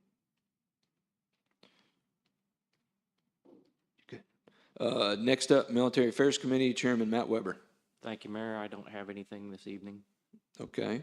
We'll now go to general community input. If anyone would like to approach the mayor and the council with anything they may have, please do so now. State your name, and if you live in Cabot. Hey there, Mayor, Council. My name's Phil Robinson. I do live in Cabot, and I wanted to take this opportunity, I know it's been long, so I'll be quick, to say thank you to the mayor, to Chief Moore, and anybody else entertaining the idea of funding an improvement out there at Station 3. Most of you have been around, and you know that when that station was built in the mid-90s, it rapidly became outdated and crowded, small, and the firefighters, no matter what the change in mission, no matter what the change in equipment requirements or what it was, made do out there. They've been doing that a long time. It's well-deserved. So thank you for everybody's got a part in that. Yeah, appreciate you, Phil. Yeah, it's hard to send people out there. And that's not the favorite place to go. You know that.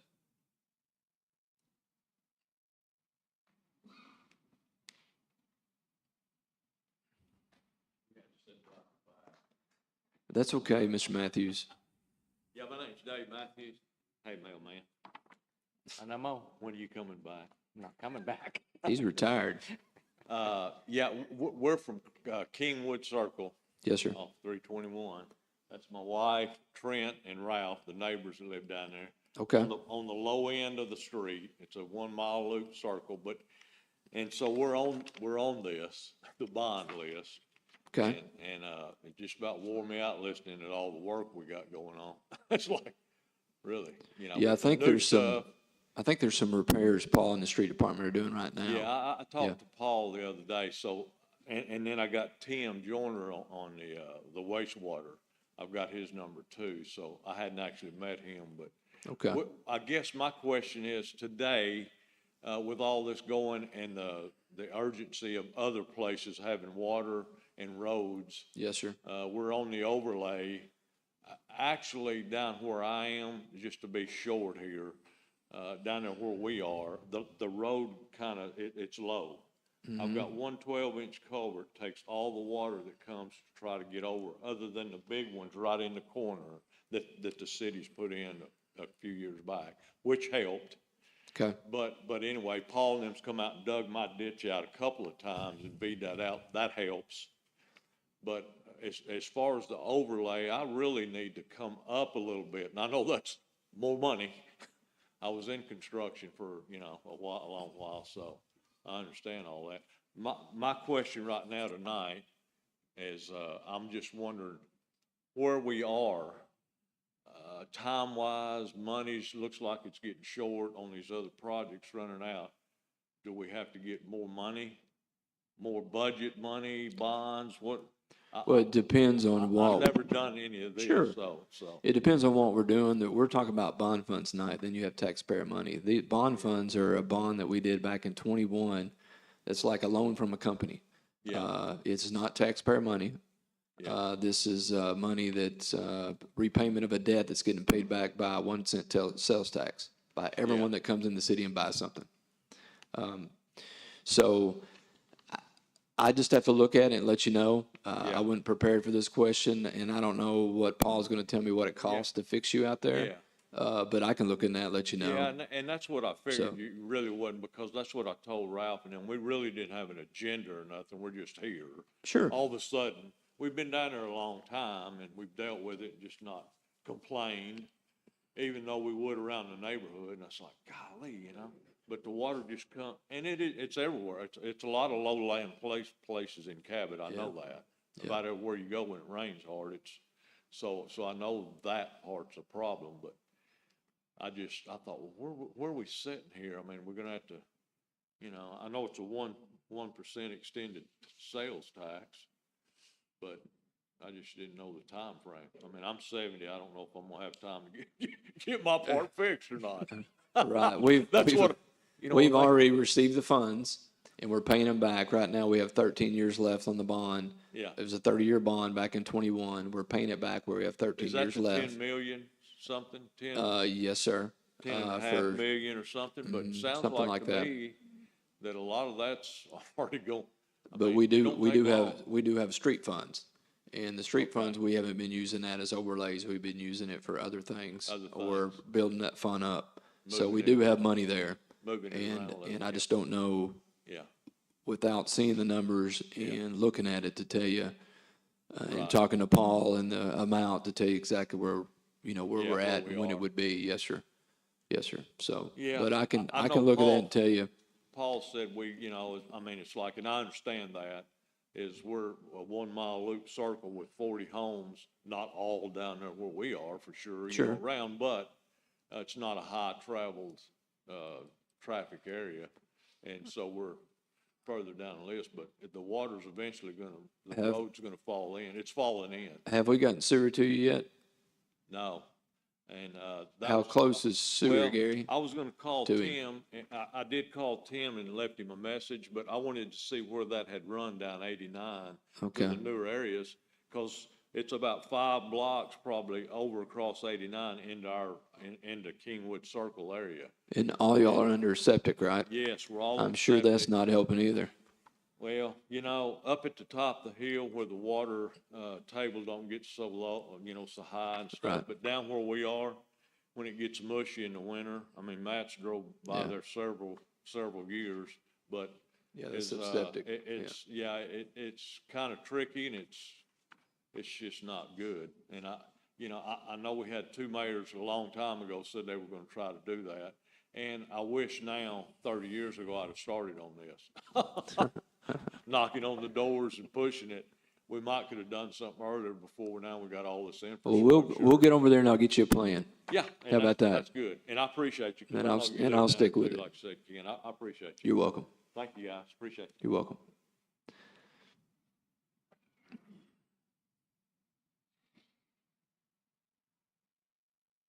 Anyone else? Seeing none, can we get a motion to adjourn? Motion adjourned. Second. We got a motion and a second. All in favor, say aye. Aye. Adjourned at 8:13. Let's take a 5-minute break if we would. Please.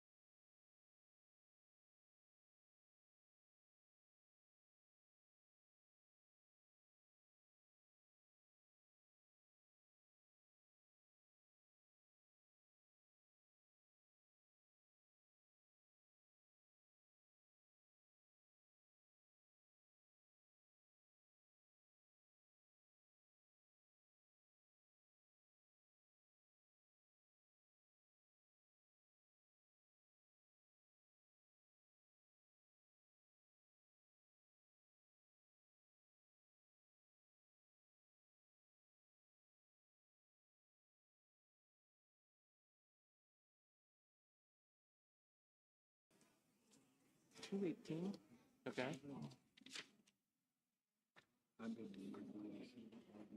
Mm-hmm.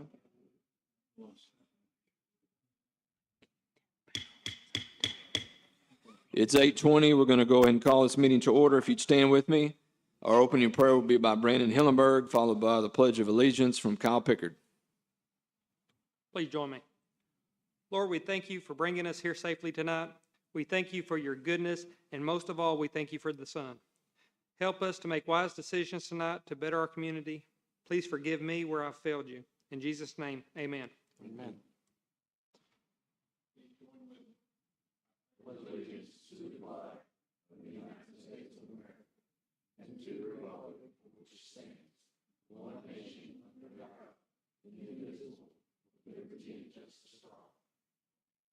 Thank you. You may be seated.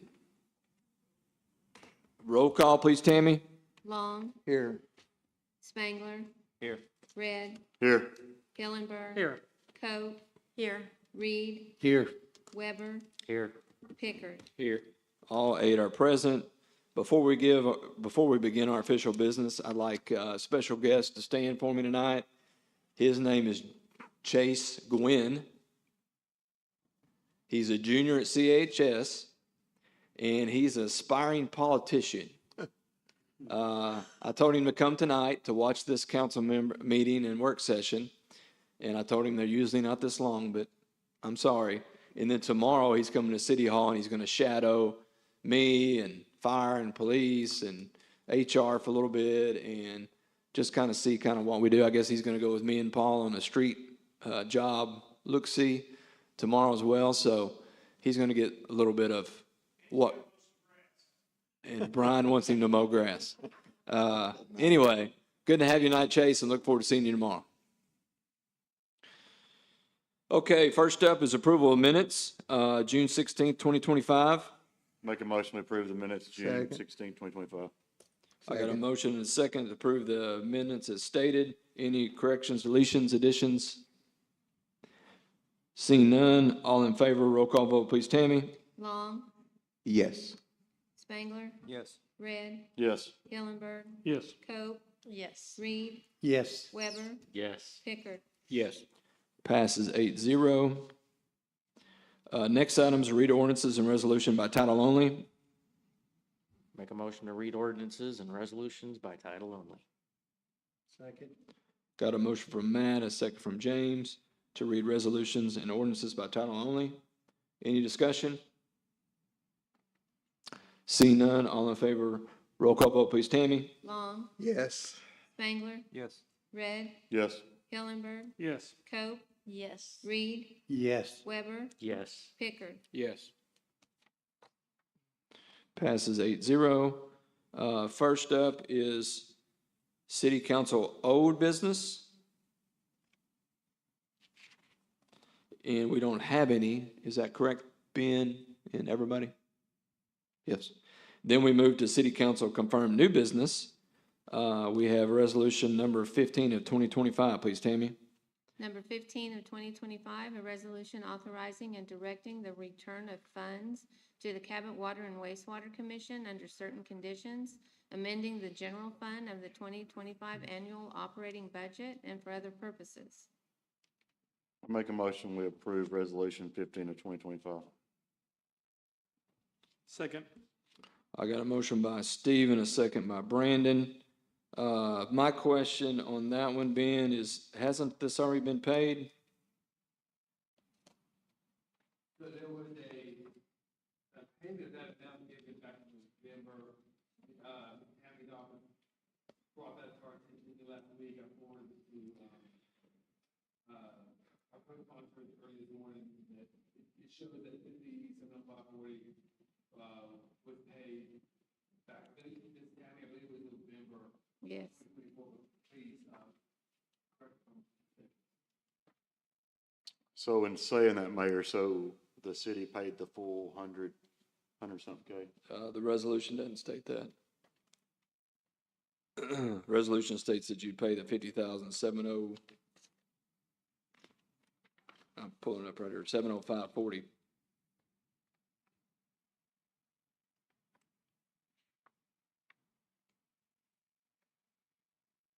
And so this is invalid.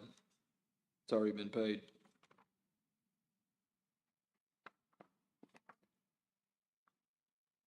Why?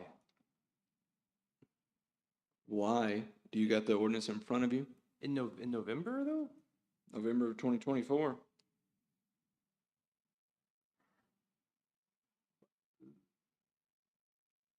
So you repaid water and wastewater 8 months before the resolution came? Like, We were invoiced and the invoice was approved. It's Wastewater paid. sent us an invoice for 50,705.40. So we paid the water department, correct, Tammy? Yes, sir. And Ben, doesn't this state that we're gonna pay the water department back? I mean, we're just gonna reclassify the funds to be an incentive? So Ben? it does two things, yes. There is there's multiple things. Sorry, I apologize. So yes, it does multiple things. There is the repayment of the 57,540, and then there is also the classification that you just mentioned, Brandon. So yes, the resolution has multiple parts, does multiple things, yes. So the water department wasn't out any expenditures on this? Is that what I'm hearing?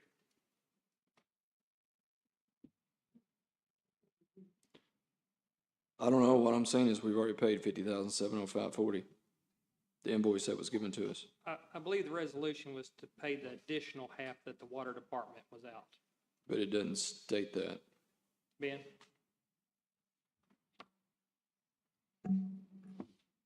So we can read it.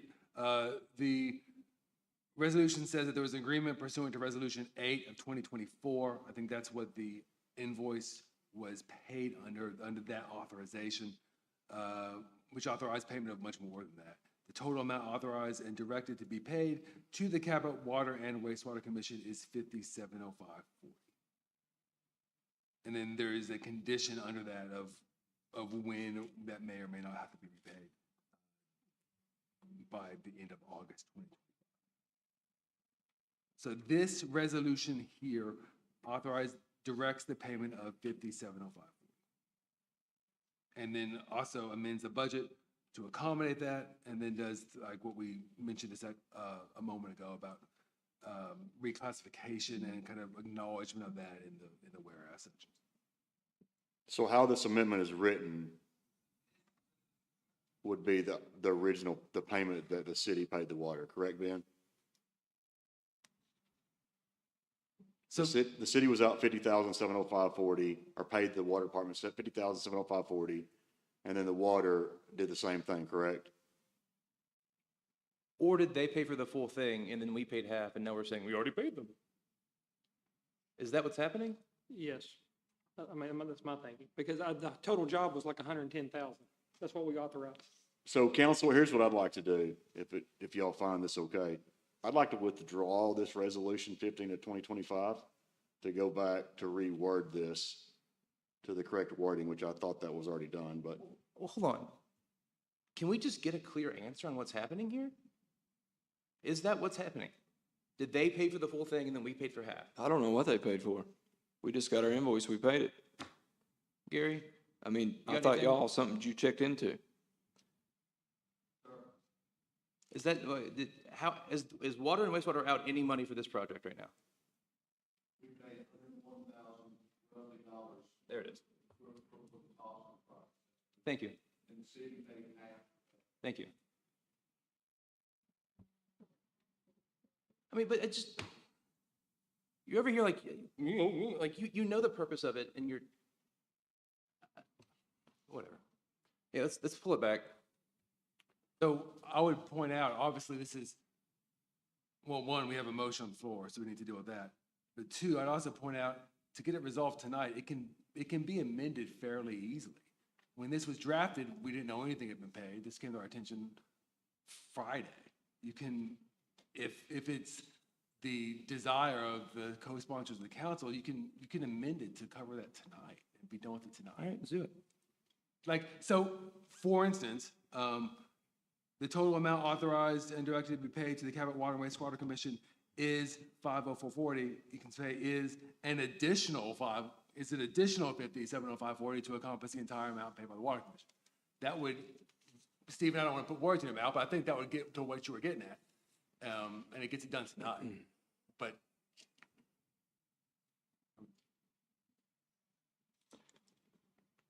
do I need to withdraw my motion to change that No, up? I mean, I'll move to amend it. well, first we need to withdraw our approval in a second, and then we can make a new motion. I forget who did that. I withdraw my motion. I withdraw my second. All right, now, if you wish to amend, somebody may make a motion to amend if they wish to. All right, I move to amend. How about the amount authorized to an additional amount authorized? Would that cover it? In the first, or the second one? Yeah, so I think I think what it would be for an additional 570540 to encompass the entire amount of the project. All right, I think if that so- was your motion, I think that would Section, accomplish what I believe is, again, not gonna put words in your mouth, but accomplish what I think was the intent.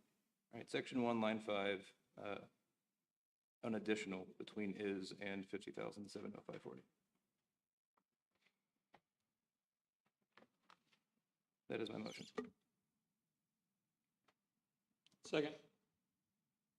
I got a motion to amend resolution number 15 of 2025 as stated by Corey and a second by Brandon. And Ben, can you tell me exactly what that says again? The amended part? Yeah, so what I took Corey's amendment to me, I wrote it down so we can finalize, so correct me if I'm wrong, is that line will now read, the 1, 2, 3, 4, starting at the fourth line will read, the total amount, as amended, the total amount authorized and directed to be paid to the Cabot Water and Wastewater Commission is an additional 570540 to encompass the entire amount of the project. Which would make the water department whole in that project. Well, yes. Does that encompass your amendment, Corey? Yeah. Okay. I just want to be sure. So I got a motion and a second. Any discussion? Quick question. Is the property in question on this project still in litigation? Yes. And I will veto this if it passes. We have an agreement. We had agreement with Cabot Wastewater. We have everything in line for a contractual agreement. And this is Ridiculous.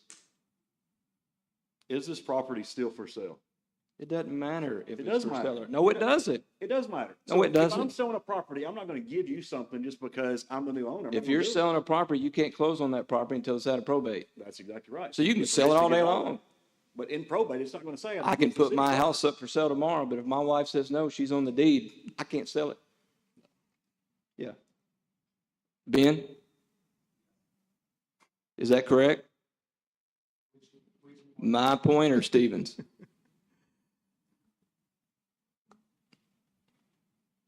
Is what correct? I'm sorry.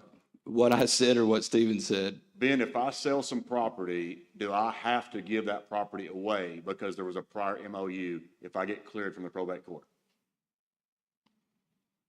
If you say, I'm sorry, say. it If one I more- sell some property Okay. that's in probate and I had an MOU with the city of Cabot, and so I sold that property, I got cleared from the probate court to sell that property, Okay. do I have to give said number of acres or property disclosed that was in MOU to the city of Cabot? Well, that's gonna be up to court. You know, if you sell property that's under contract to be dealt with But it's not under otherwise. contract, it's under MOU. Well, That's a contract. remember what we talked about last time? It was described as a bargain, right? This for that. A bargain is literally a contract.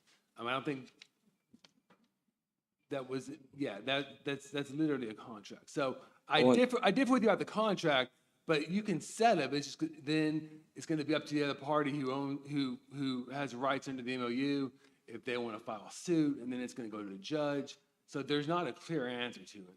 Well, I have this on December 12, 2023. The developer emailed the city the conditions of the final MOU for closing that included the city acknowledges and agree that it will request the Cabot Water Works to provide city sewer, shall install all necessary infrastructure for said sewer from the westmost point of the property continuing east to the intersection point of Willie Ray Drive. And then on February 8th, all family members execute the MOU to proceed with transfer of deed for closing. 1, 2, 3, 4 people signed. It's a binding agreement.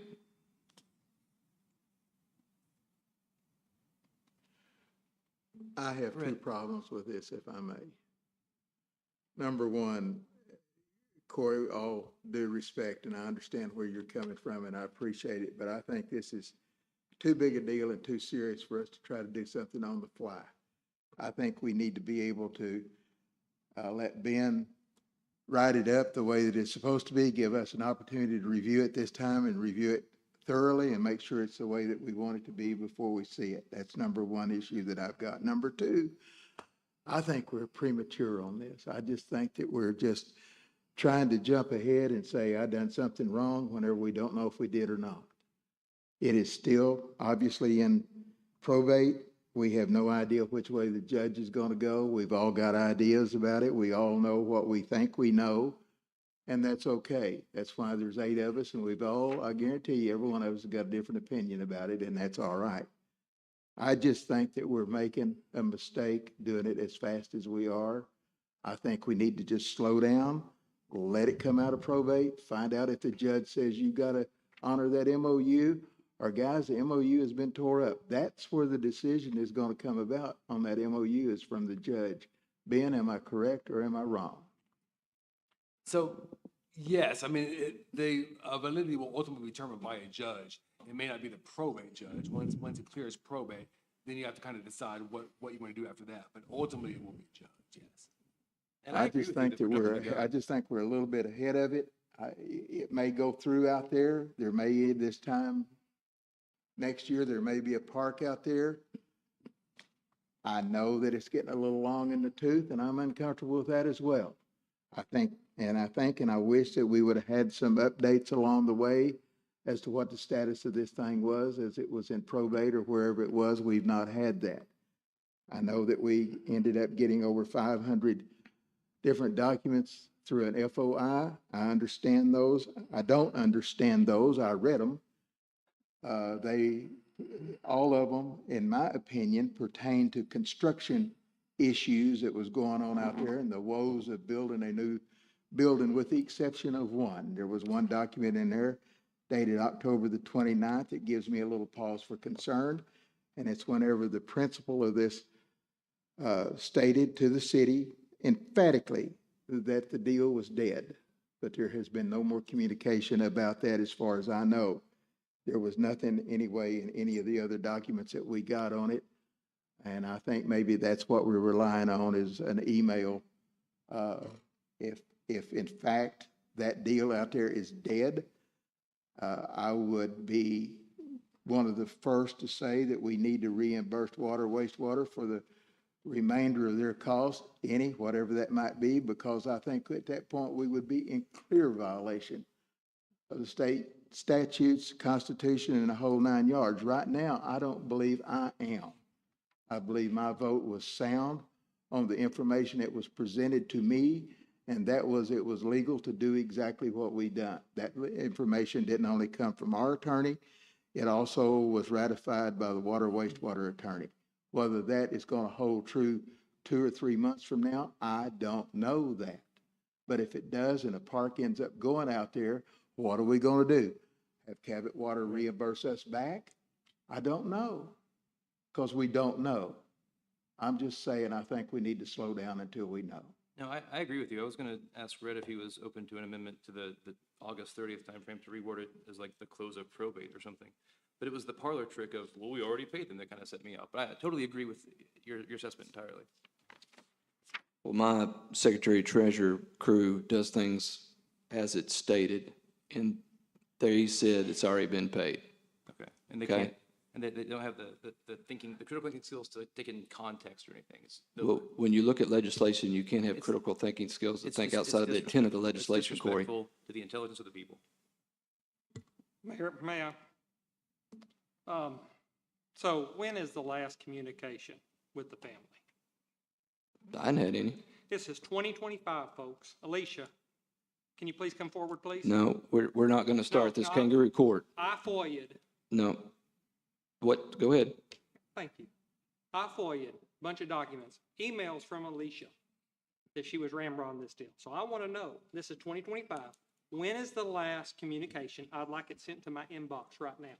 The last communication I have on my timeline is email sent from Economic Development on January 24, 2025 to the mayor, city attorney, and department heads, letting them know there was no response from from her last communication, which was on November 21st, 2024, email concerning the phone conversation of November 13th that detailed city code timelines moving forward in the boundary lines for the park. So no communication since January. January 24, 2025 is what we have. Thank you, sir. You're welcome.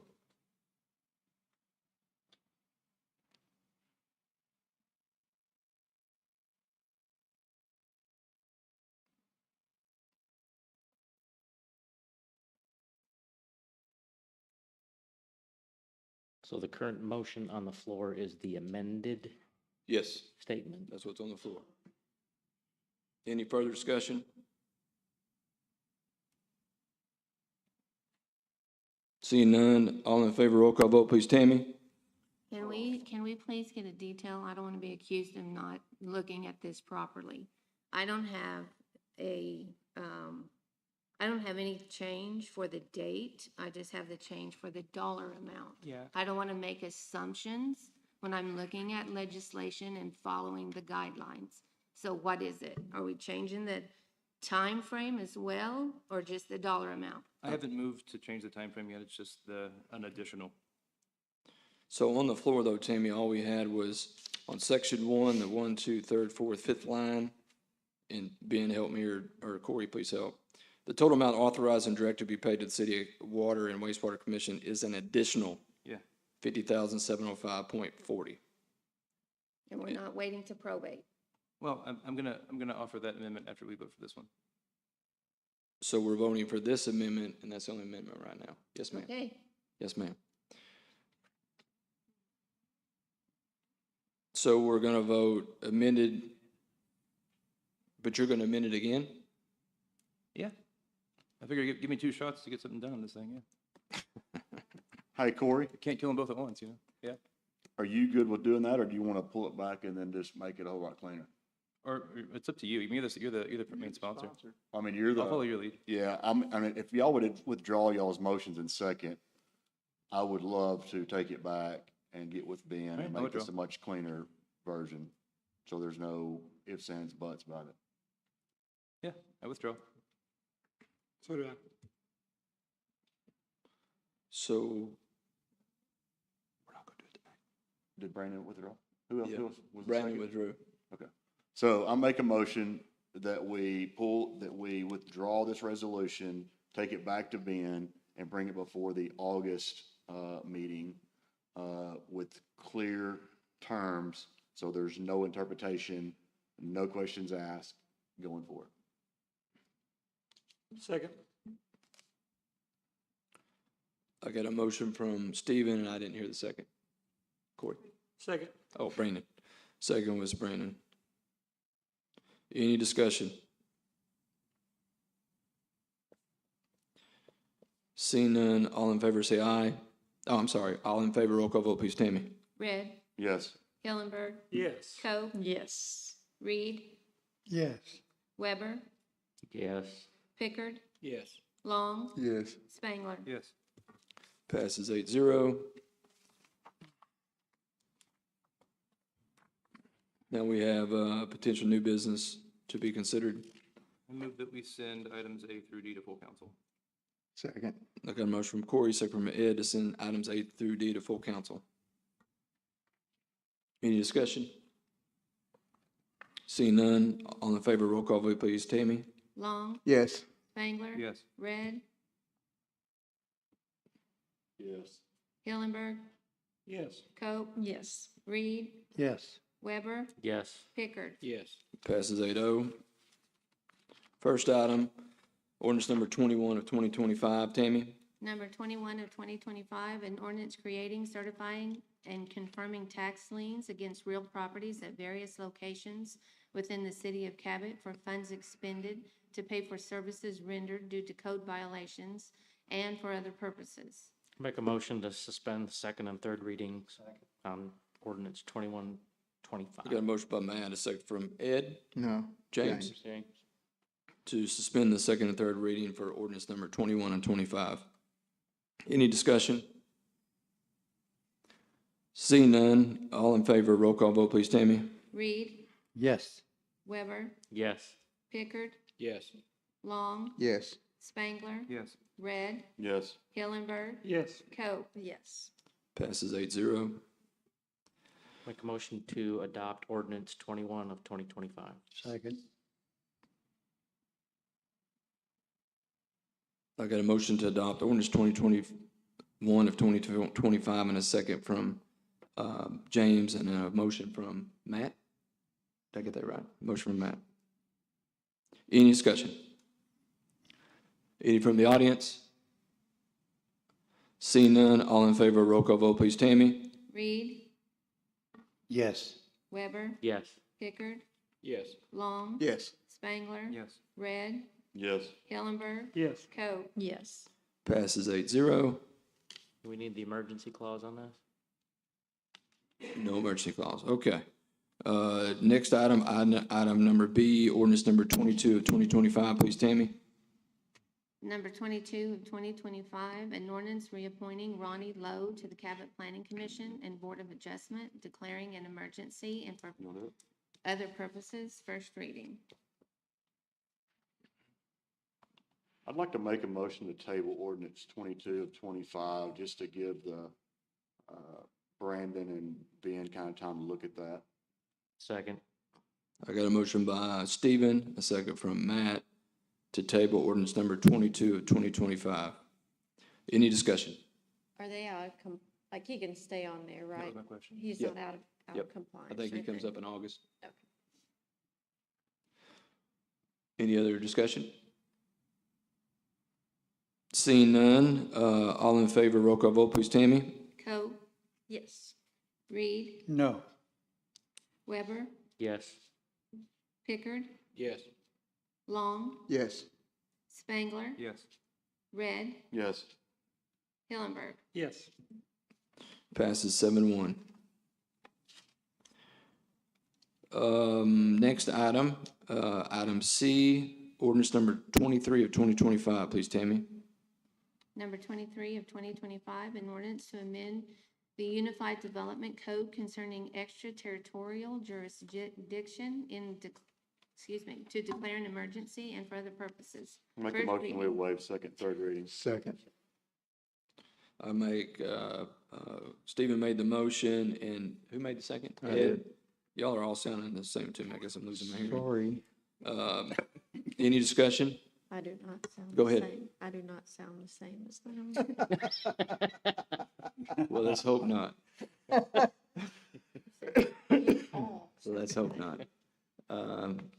Okay, so I got a motion and a second to declare, to waive the second and third reading. Any further discussion? Seeing none, all in favor, roll call vote, please, Tammy. Weber, Yes. Pickard, Yes. Long, Yes. Spangler, Yes. Red, Yes. Hillenberg, Yes. Coe, Yes. Reed. Yes. I'll make a motion, we adopt ordinance 23 of 25. Second. Oh, how's Ed? Okay, I got a motion from Stephen, a second from Ed to adopt the ordinance number 23 of 2025. Any discussion by council? Anybody in the audience? Seeing none, all in favor, roll call vote, please, Tammy. Weber, Yes. Pickard, Yes. Long, Yes. Spangler, Yes. Red, Yes. Hillenberg, Yes. Coe, Yes. Reed. Yes. Passes 8-0. Laura, we don't need emergency clause? Oh, we do. Yeah. I'll make a motion, we adopt the emergency clause for ordinance 23 of 25. Second. I got a motion from Stephen, a second from Matt to adopt the emergency clause for ordinance number 23 of 2025 as stated in the ordinance. Any discussion? Seeing none, all in favor, roll call vote, please, Tammy. Weber, Yes. Pickard, Yes. Long, Yes. Spangler, Yes. Red, Yes. Hillenberg, Yes. Coe, Yes. Reed. Yes. Passes 8-0. Next item is resolution number 16 of 2025, please, Tammy. Resolution number 16 of 2025, a resolution authorizing the mayor and the city clerk treasurer of the city of Cabot to apply for the community assistance grant for the Cabot Fire Station number 3 and for other purposes. Make a Make a motion. motion that we adopt resolution number 16 of 2025. Second. I got a motion from James was fast. Yes, he will. James, a second from Stephen to adopt resolution number 16 of 2025. Any discussion? Any by the audience?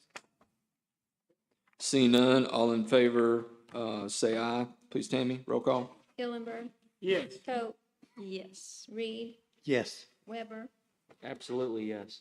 Pickard, Yes. Long, Yes. Spangler, Yes. Red. 1000% yes. Passes 8-0. I don't have any other new business, council. Do y'all have any? No. Seeing none, community input. Anyone like to come and speak to the mayor and the council? Quick, it's been a long night. I just wanted to remind everyone that Christmas in July is going to be this Thursday. It's wrapping up an entire month that we celebrated our small businesses with bingo cards throughout the entire city. If you've not had a chance, there's a couple more days to take advantage of that, but there is going to be a festival that is downtown beginning at 6 o'clock with inflatables. A lot of the small businesses are there, and that's where the drawing for that raffle will be. So I hope to see everyone there. Put on your Christmas hats and come on down. Thank you. Christmas, July, what date? I wasn't listening. Thursday. It's on my calendar. I remember now. Okay, adjournment. Do y'all have anything else? No, Or- motion adjourned. Got a motion from Stephen. Second. Second from, Second. who was that second? Brandon. Brandon. Sound like Maggie. I couldn't tell. Second from Brandon. All in favor, say aye.